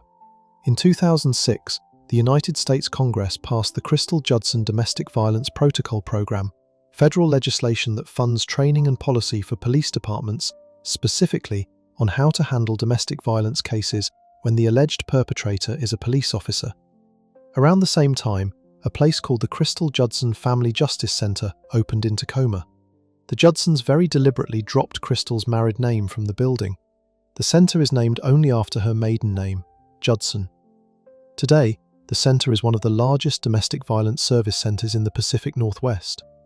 Thousands of clients have walked through its doors since it opened. Many of them have arrived with the same kind of fear Crystal had carried alone for years. Today, Haley Brame and David Brame Jr. are grown adults. They lost their mother to their father in a parking lot on a Saturday afternoon when they were 8 and 5 years old. They were raised after the killing by their aunt Julie Aarons, who is Crystal's sister and her husband. Crystal is buried at Haven of Rest Memorial Park in Gig Harbor, on a slope with a view of Puget Sound. Her gravestone carries her maiden name. Every April 26th, the Crystal Judson Family Justice Center honors her memory. Pierce County observes April 26th as Domestic Violence Awareness Day in her honor. The Crystal Brame case is one of the clearest examples in modern American history of what happens when the most basic protective layer of a society, the police, is the source of the threat itself. Crystal did everything a woman is told to do. She told her family. She told her neighbors. She filed for divorce. She filed paperwork laying out the abuse. She called 911 15 days before her killing and named her armed husband on a recorded line. Before we move on, if you're enjoying this analysis, please consider subscribing. It helps the channel tremendously. The next case is one of the most famous murder cases in American history. The wife in this story made not one 911 call, but several across years, naming her husband on every single recording, before the entire country eventually learned her name in death. Case 8. Nicole Brown Simpson. It was June 12, 1994, in the Brentwood neighborhood of Los Angeles, California. Brentwood was the kind of zip code most Americans only saw in movies. Big homes set back from the street, tall hedges, expensive cars in the driveways. Nicole Brown Simpson was 35 years old. She had 2 young children, an 8-year-old daughter named Sydney and a 5-year-old son named Justin. She had been a beautiful and wealthy woman for most of her adult life. She had been the wife of one of the most famous men in America. By the spring of 1994, she had been divorced from him for 2 years. By that summer, she had told the people she loved most that she believed her ex-husband was going to kill her. She told her mother. She told her sister Denise. She told her friend Chris Jenner. She told a battered women's shelter in a phone call placed in early June 1994, just days before her death. She also told a stranger at the other end of a 911 line on a recorded call 4.5 years before that summer. The stranger heard her say a sentence that sat in a Los Angeles archive for a long time. "He is going to kill me. He is going to kill me." The sentence was a complete prediction. To understand how the most famous murder case of the 1990s began, you have to go back almost 2 decades. Nicole Brown was born in May 1959 in Frankfurt, in what was then West Germany. Her family moved to the United States when she was a child. She grew up in Southern California. She had 3 sisters, Denise, Dominique, and Tanya. By the time she was 18 years old, in 1977, she was working as a waitress at a Beverly Hills nightclub called The Daisy. That summer, a customer walked in. He was 30 years old, a former NFL star, an actor, and a famous face for Hertz rent-a-car commercials. His name was O.J. Simpson. He was already married to a woman named Marguerite. He started seeing Nicole anyway. They began dating before his first marriage was over. He divorced Marguerite in March 1979. By 1984, Nicole had been by O.J. Simpson's side for 7 years. On February 2nd, 1985, when Nicole was 25, the 2 of them got married. They lived in a mansion on Rockingham Avenue in Brentwood. They had Sydney in 1985 and Judson in 1988. From the outside, the family looked like the cover of a magazine. Inside, things were very different. Nicole's diary, which her family later found in a safe deposit box, recorded physical abuse from O.J. Simpson, dating back to 1978, before they were even married. According to her diary and the testimony of her family and friends, the abuse went on for years. The first 911 call that survived on tape was made on January 1st, 1989, just after midnight on New Year's Day. Los Angeles Police Department officers were dispatched to the Brentwood mansion. When they arrived, Nicole was hiding outside in the bushes. She was wearing only a bra and a pair of sweatpants. She had a clear handprint on her neck, where she had been struck so hard that the shape of his hand was still visible on her skin. According to the official report, when she saw the officers, she ran out of the bushes toward them and screamed, "He is going to kill me." She also told the officers in plain words that the police had been out to the house 8 previous times, 8 separate visits before this one. None of them had ended in an arrest. O.J. Simpson, when he was finally taken into custody after that New Year's Day incident, told the officers something that has been quoted in domestic violence training ever since. He told them, with frustration, that the police had been out there 8 times before, and now they were going to arrest him over this. 9 days later, on January 18, 1989, O.J. Simpson pleaded no contest to a charge of spousal battery. He did not go to jail for a single day. The judge let him pick his own psychiatrist. He served his counselling by talking to that psychiatrist over the phone. He paid a small fine. He did some community service. The case was over. After that night in 1989, Nicole started doing something her sister Denise later told reporters about. She started saving evidence. She called Denise the day after the New Year's Day attack and asked her sister to take photos of the bruises on her face and her body. Nicole took those photos and locked them inside a safe deposit box at a bank. She told Denise where the photos were. She told Denise that if anything ever happened to her, those photos and her diary would be the proof.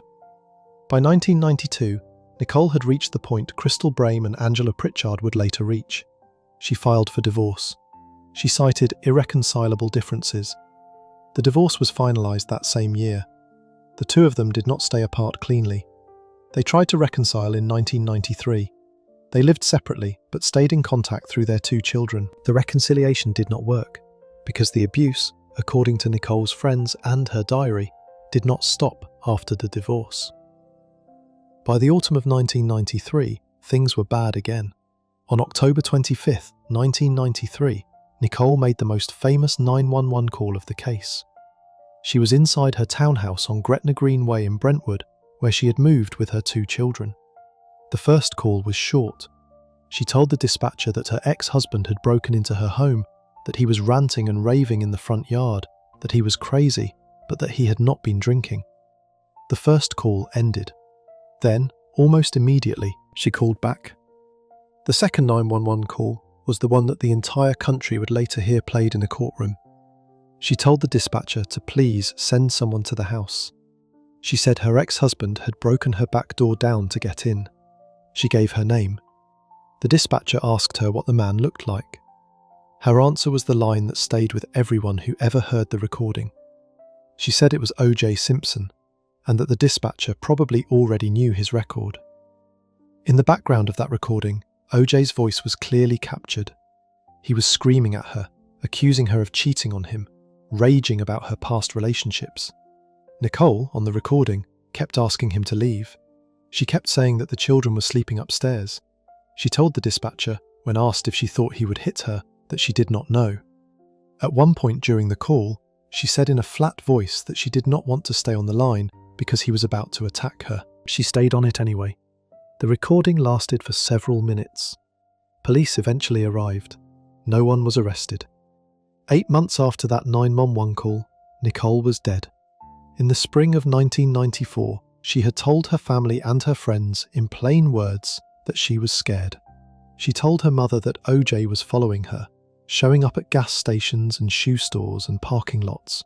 She told her older sister Denise that O.J. had once said that if he ever caught her with another man, he would kill her. She told her close friend Kris Jenner that things had gotten really bad and that he was going to kill her and was going to get away with it. In early June 1994, Nicole called a battered women's shelter.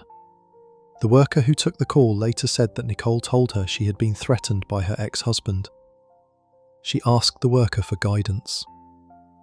A few days later, on the evening of Sunday, June 12, 1994, Nicole had dinner with her mother Juditha and her 2 children at a restaurant in Brentwood called Mezzaluna, where her friend Ron Goldman, aged 25, worked as a waiter. After dinner, Juditha realised she had left her glasses behind. Ron Goldman volunteered to drop the glasses off at Nicole's home on his way home from work that night. He never made it back home. At some point, shortly before 10:30 p.m, outside Nicole's townhouse on Bundy Drive, Nicole and Ron were both attacked and killed. Nicole was 35 years old. Ron was 25. Sydney and Justin were asleep upstairs in the house and were unharmed. The bodies were discovered just before midnight by neighbours who saw a barking dog with bloody paws, and a 911 call was placed by the people who found them. By morning, the most famous murder case of the decade had begun. Police almost immediately focused on O.J. Simpson. Within days, he was charged with 2 counts of murder. The arrest itself became a piece of American history when, on June 17, 1994, Simpson failed to surrender as agreed and instead led police on a slow chase down the Los Angeles freeways in a white Ford Bronco. The chase was watched live by an estimated 95 million people. He was eventually arrested. The criminal trial began in January 1995. It was the most televised trial in American history at that point. The Los Angeles County prosecutor, Christopher Darden, made a deliberate choice during the trial. He played Nicole's October 25, 1993 911 call for the jury. The whole jury, and the whole watching country, heard her name her husband on the recording, heard him in the background, heard her ask the dispatcher to please send someone. The prosecution presented the abuse history, the diary, the photos from the safe deposit box, and the documented police visits to the home. After a long trial, on October 3, 1995, the jury returned a verdict of not guilty on both counts of murder. O.J. Simpson was acquitted in criminal court. Some of the jurors, in interviews afterward, said they personally believed he probably had killed Nicole and Ron, but that they did not feel the prosecution had proven it beyond a reasonable doubt. The Brown and Goldman families did not stop. They filed a civil lawsuit suing O.J. Simpson for the wrongful deaths of their children. The civil case had a lower legal standard of proof than a criminal case. The civil jury heard much of the same evidence plus more. On February 4, 1997, the civil jury found O.J. Simpson legally responsible for the wrongful deaths of Nicole Brown Simpson and Ron Goldman. He was ordered to pay $33.5 million in damages to the families. He paid almost none of it. The murders of Nicole and Ron officially remain unsolved by the state of California because the only person ever charged was acquitted and no one else was ever identified. Nicole's family and Ron Goldman's family have stated publicly, again and again, that they believe O.J. Simpson alone was responsible for the killings. O.J. Simpson never publicly admitted guilt. He published a strange book called If I Did It, which described the killings in a hypothetical voice. The Goldman family later won the rights to that book and republished it with edits, calling the contents the closest thing to a confession that has ever existed in writing. He died in April 2024 at the age of 76 of cancer after spending several years in a Nevada prison on an unrelated armed robbery and kidnapping conviction.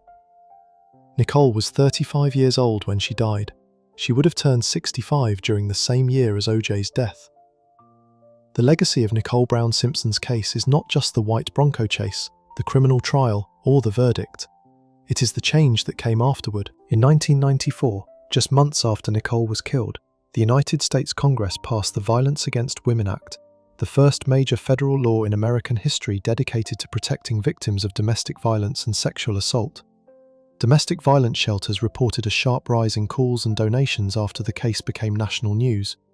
Police departments across the country, especially in Los Angeles, were forced to confront the fact that the LAPD had visited the Brentwood mansion 8 times before the New Year's Day 1989 incident and had never made an arrest.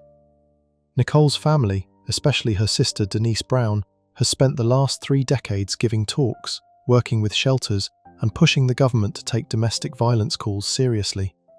The Nicole Brown Foundation, formed by her family was founded in her memory and continues to support victims of intimate partner violence today. The 911 calls Nicole made, especially the October 1993 recording, are still used in police academies and in domestic violence training programs as one of the clearest examples ever recorded of a woman naming her abuser before being killed by him.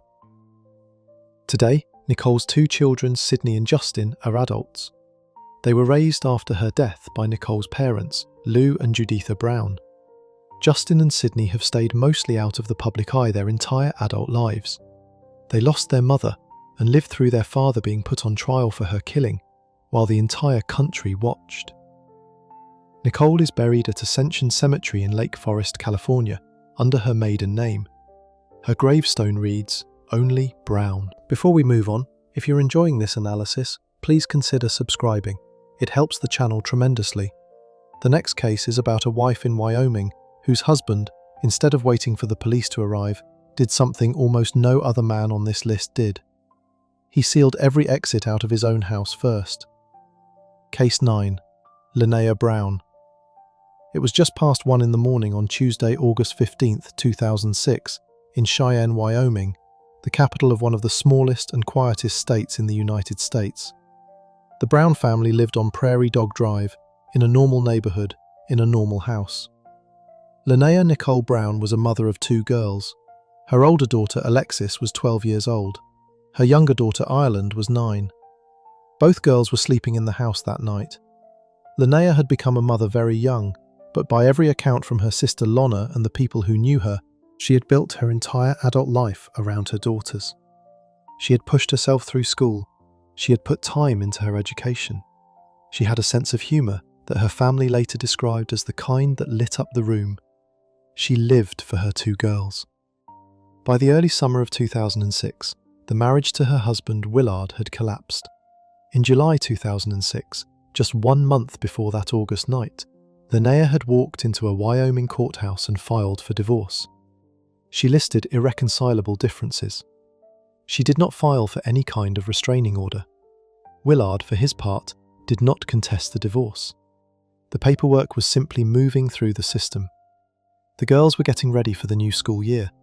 Then, in the middle of an ordinary August night, Lana picked up the phone and dialed 3 numbers. The call she made was a 911 call. The recording it produced is one of the clearest examples in the entire United States of a man telling his wife, on tape, what he was about to do, while she begged for the police to get there in time. To understand the rest of the story, you need to understand who Willard F. Brown was at that point in 2006. According to Wyoming court records, he was not a stranger to law enforcement. Just a few months before the August killing, in April 2006, Willard had pleaded guilty in a Wyoming court to a charge of driving under the influence. He had been placed on 3 years of unsupervised probation. He was, in other words, a man with a recent conviction for impaired judgment behind the wheel, and a man whose marriage was ending. To anyone who studies intimate partner violence in the United States, those 2 facts together are a known warning pattern. The most dangerous moment in any abusive relationship is almost always the moment a woman tries to leave, and a man with a history of substance use is statistically much more likely to escalate at that moment. Lana did not have a public history of calling the police on Willard before that night, the way Nicole Brown Simpson and Crystal Brame had.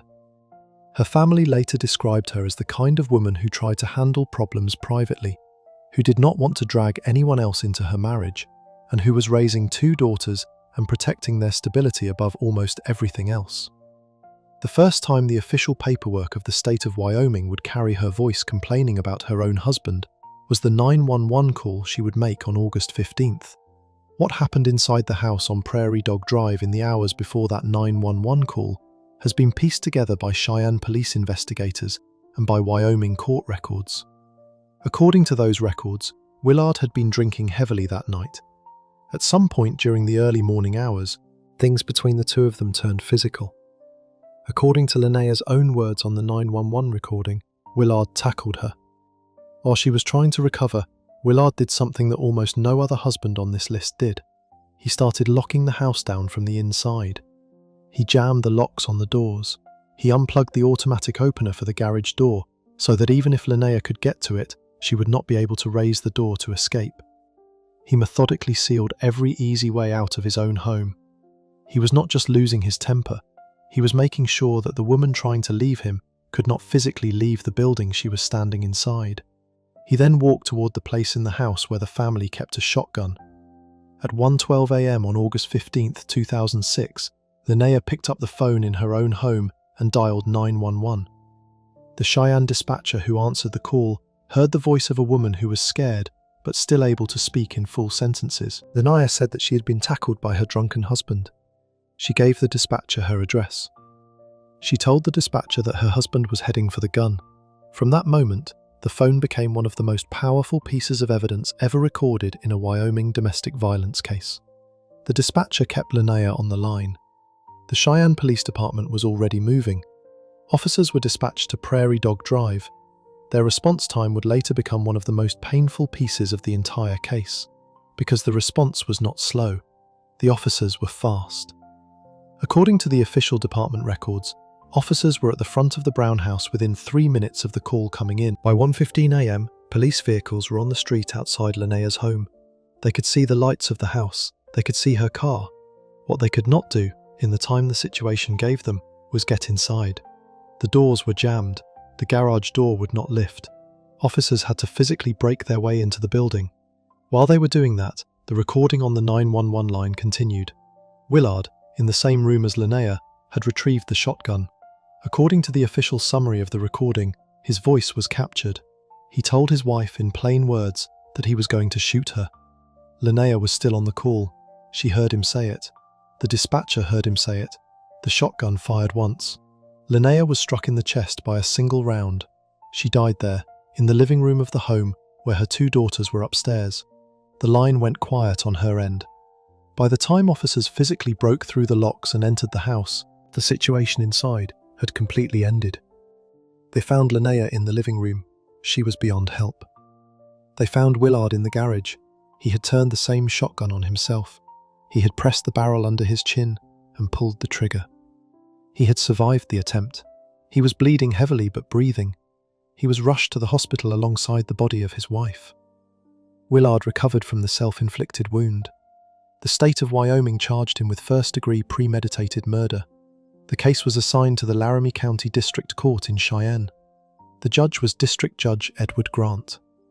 Willard hired a Cheyenne defense attorney named Thomas Jubin.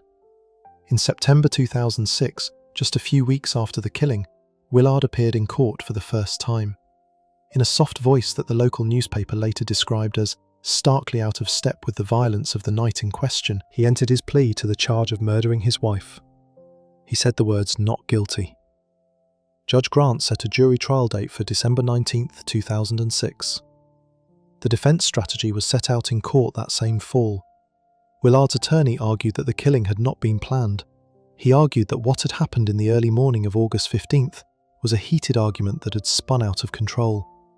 He argued that Willard had become convinced, in his head, that Lana had been having affairs outside the marriage, and that the rage of that suspicion had pushed him to do something he had not planned to do.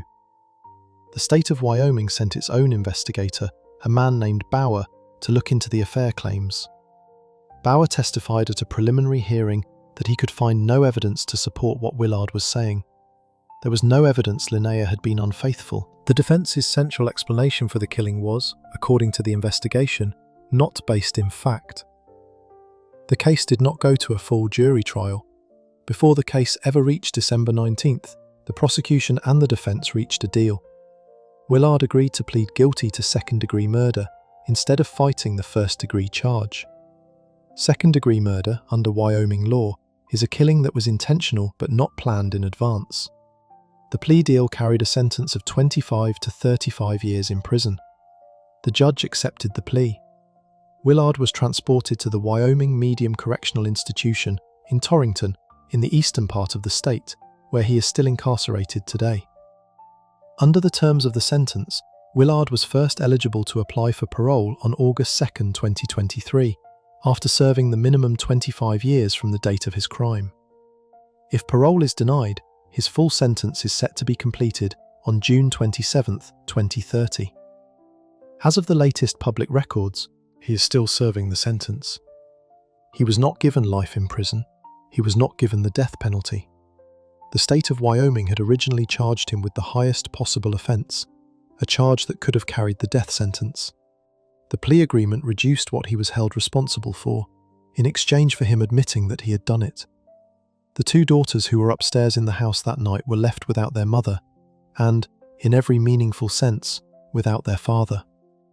After the killing, the Brown family worked to give the two girls a safe place to grow up. Linnæa's sister, Lana C. Cole, has been the public voice of the family ever since. She submitted Linnæa's profile to the Wyoming Silent Witness Initiative, a non-profit that keeps a permanent record of every Wyoming woman known to have died from intimate partner violence. The Silent Witness Initiative, run through the Wyoming Coalition Against Domestic Violence and Sexual Assault, is the closest thing the state has to an official memorial. It is a list of names, photographs, and short biographies kept so that the public will not forget. Linnæa Nicole Brown's name is on that list, along with her two daughters' first names. Lana's words about her sister are part of the official record. She wrote that Linnæa was the most determined person she had ever known. She wrote that no one would ever replace her. She wrote that her sister's smiles would light up the room. The Linnæa Brown case has often been used in Wyoming domestic violence trainings for one specific reason. The 911 recording on its own is the entire story of the killing. There is no question about who did it. There is no question about whether it was an accident. There is a recording of a woman calling for help, giving her address, telling the dispatcher that her drunken husband had tackled her, telling the dispatcher that he was heading toward a gun, and then a recording of that same husband, in the same room, telling her he was going to shoot her, followed by the sound of a shotgun. There is a record of police responding within 3 minutes of receiving the call, and a record of police being unable to get inside the building because every door and every escape route had been deliberately sealed in advance. The case sits in the same painful category as Crystal Brame and Angela Pritchard and Deanna Cook, but it has one element that is even harder to absorb. Most cases of women killed during 911 calls involve a slow police response, a missed warning, or a dispatcher who classified the call wrong. In Linnæa's case, the police did everything right. They moved fast. They got there in 3 minutes. The reason they could not save her had nothing to do with how quickly they responded, and everything to do with how quickly her own husband had locked her inside the house with him. He had taken the time, before she ever picked up the phone, to make sure that even a perfect police response would not be perfect enough. Today, Alexis and Ireland are grown women. They are no longer 12 and 9. They lost their mother on a quiet street in Cheyenne, in their own house, while officers stood on their lawn trying to break through the locks. Their father remains in the Wyoming Medium Correctional Institution. He has been eligible to ask for parole since 2023. The girls have not spoken publicly about whether they have visited him. The daughters of women killed by their fathers are rarely the kind of people who do public interviews about it. The Linnæa Brown case is one of the cases on this list that almost no one outside Wyoming has ever heard of. There was no national news cycle. There was no celebrity husband. There was no televised trial. The story was reported in the Wyoming Tribune-Eagle and a few local outlets, and almost nowhere else. That is part of why it matters that it gets told here. Before we move on, if you're enjoying this analysis, please consider subscribing. It helps the channel tremendously. The next case, the final one in this video, is the most recent. It happened just a few months ago, in a small town in another quiet western state, and it is in some ways the saddest case on this list, because it is also the simplest. A wife asked a 911 dispatcher to send police to remove her husband from the house. The line cut off. By the time officers reached the door, both of them were already gone. Case 10, Meredith Kimmani. It was a Sunday evening in early February 2026 in Logan County, Oklahoma, in the rural area just north of Oklahoma City and a short drive from the small town of Guthrie. The Kimmani home sat in the 3,800 block of North Midwest Boulevard, a long stretch of road just off Interstate 35. The neighborhood was quiet, mostly working families, mostly people who minded their own business. Meredith Kimmani was about to turn 50 years old. Her birthday was just over a month away. She was a mother of 4 children, including one with special needs. She had spent the last several years building a life in the local film industry, where almost everyone who worked with her knew her by sight before they ever knew her by name. She wore purple. Purple hair, purple shirts, purple shoes, purple makeup. She arrived on every set blaring Prince's song Purple Rain from her car speakers. Her husband, Mark Kimmani, had been her partner for years. By the time the sun went down on that February Sunday, Meredith was inside her own home. Just after 6 o'clock in the evening, she picked up her phone and she made the call that would become the last thing she ever said to anyone outside her own family. The call was simple. The call was short. By the time deputies broke through the front of her home, both she and Mark were dead. To understand who Meredith Kimmani was, you have to understand the place she had carved out in her community. Meredith and Mark were both Kenyan-born. They were part of a small but tight-knit Kenyan immigrant community in central Oklahoma, a community that had quietly grown over the decades around the Oklahoma City and Guthrie area. Meredith was, by every account from the people who worked with her and loved her, the kind of person who walked into a room and changed it. The mayor of Guthrie, Adam Ropp, had hired her as his location manager when he was working on his own film projects. He told local reporters after her death that if anybody on a set was a character, it was Meredith. He described her purple wardrobe and the purple rain on the speakers. He described her energy. He used the word vibrant. Her best friend, a woman named Jamie Mungai, had known Meredith for 35 years. The two of them had met all the way back in 1990, when both of them were teenage mothers trying to figure out their own lives. Jamie told local Oklahoma reporters that Meredith was the one person in the world who knew all of her secrets. She said Meredith had been there for her when her own mother died. She said Meredith had been there for her when her first husband died. She said Meredith had shaved her own head alongside her when Jamie was going through chemotherapy during the COVID-19 pandemic, just so Jamie would not feel alone. A film producer named Jacob Snovel, who had worked with Meredith on multiple Oklahoma productions, said something that stayed with the local press. He said he had never met someone so engaged in the entire filmmaking process while still doing her own specific job. He said he immediately knew, the first time he saw her on a set, that she needed to be on his team. Another friend, Laurie May, told reporters that Meredith was an advocate for everyone, that she was a friend to people who desperately needed one, sometimes within 5 minutes of meeting them. The local Kenyan immigrant community, the local film community, the local mayor, and her 35-year best friend all said the exact same thing. Meredith was the kind of woman you do not replace. The kind of woman whose absence you feel for the rest of your life. None of those people, by their own admission, saw what was coming. The mayor used the exact phrase. Everybody who was close with the family did not see this coming. Whatever was happening inside the marriage between Mark and Meredith Kimmani was, like the marriages of so many of the women in this video, kept very quiet from the outside world. What we know about the night of the killing is short, factual, and incomplete. The Logan County Sheriff's Office released the official timeline a few days later. Just after 6 o'clock in the evening on that Sunday, a phone call came into the Logan County 911 dispatch center. The voice on the line was a woman. She was calm, she was direct. According to the official recording released by the Sheriff's Office and reported by the Oklahoma news station KFOR, the very first sentence she spoke was a clear request. She said hi, and she said yes. She told the dispatcher that she needed an officer out to her house to remove her husband from the home. She said please. She gave her address. The dispatcher acknowledged the call and immediately tried to ask follow-up questions. The dispatcher, a calm, professional voice, asked Meredith what her husband was doing. The dispatcher waited for an answer. There was no answer. The dispatcher said hello. The line stayed open but quiet. The line cut. Captain John Evans of the Logan County Sheriff's Office later told reporters that this was the entire phone call. A female caller. A polite, controlled request to have her husband removed from her home. A pause. A silence. A disconnection. Logan County deputies were dispatched immediately. They knew what a call like that meant. They knew what a sudden silence on a domestic call meant. They drove fast. When the deputies arrived at the home on North Midwest Boulevard, they could not get inside. The doors were not open. Whatever had locked them was either deliberately set or simply the way the house had been left. Deputies had to physically force entry. By the time they got through the door, the situation inside had already ended.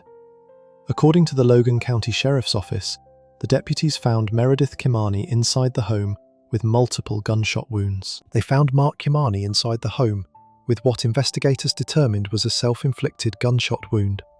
Both of them were dead. The official conclusion of the Sheriff's Office, after reviewing the scene and the 911 call, was that Mark Kimmani had shot his wife multiple times during the few minutes after she made the call and had then turned the gun on himself before deputies could reach the house. There was a third person inside the home at the time of the killing. The Sheriff's Office has confirmed that the third person was not physically injured. Out of respect for that person and for the family, the Sheriff's Office has not released their identity, and neither will this video. What is known is that the killing happened with another person inside the same home, who would now have to carry the rest of their life with what they witnessed and survived.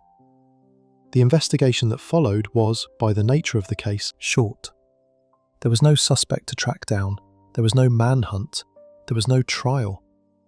Mark Kimmani had ended any possibility of a courtroom answer to the question of why.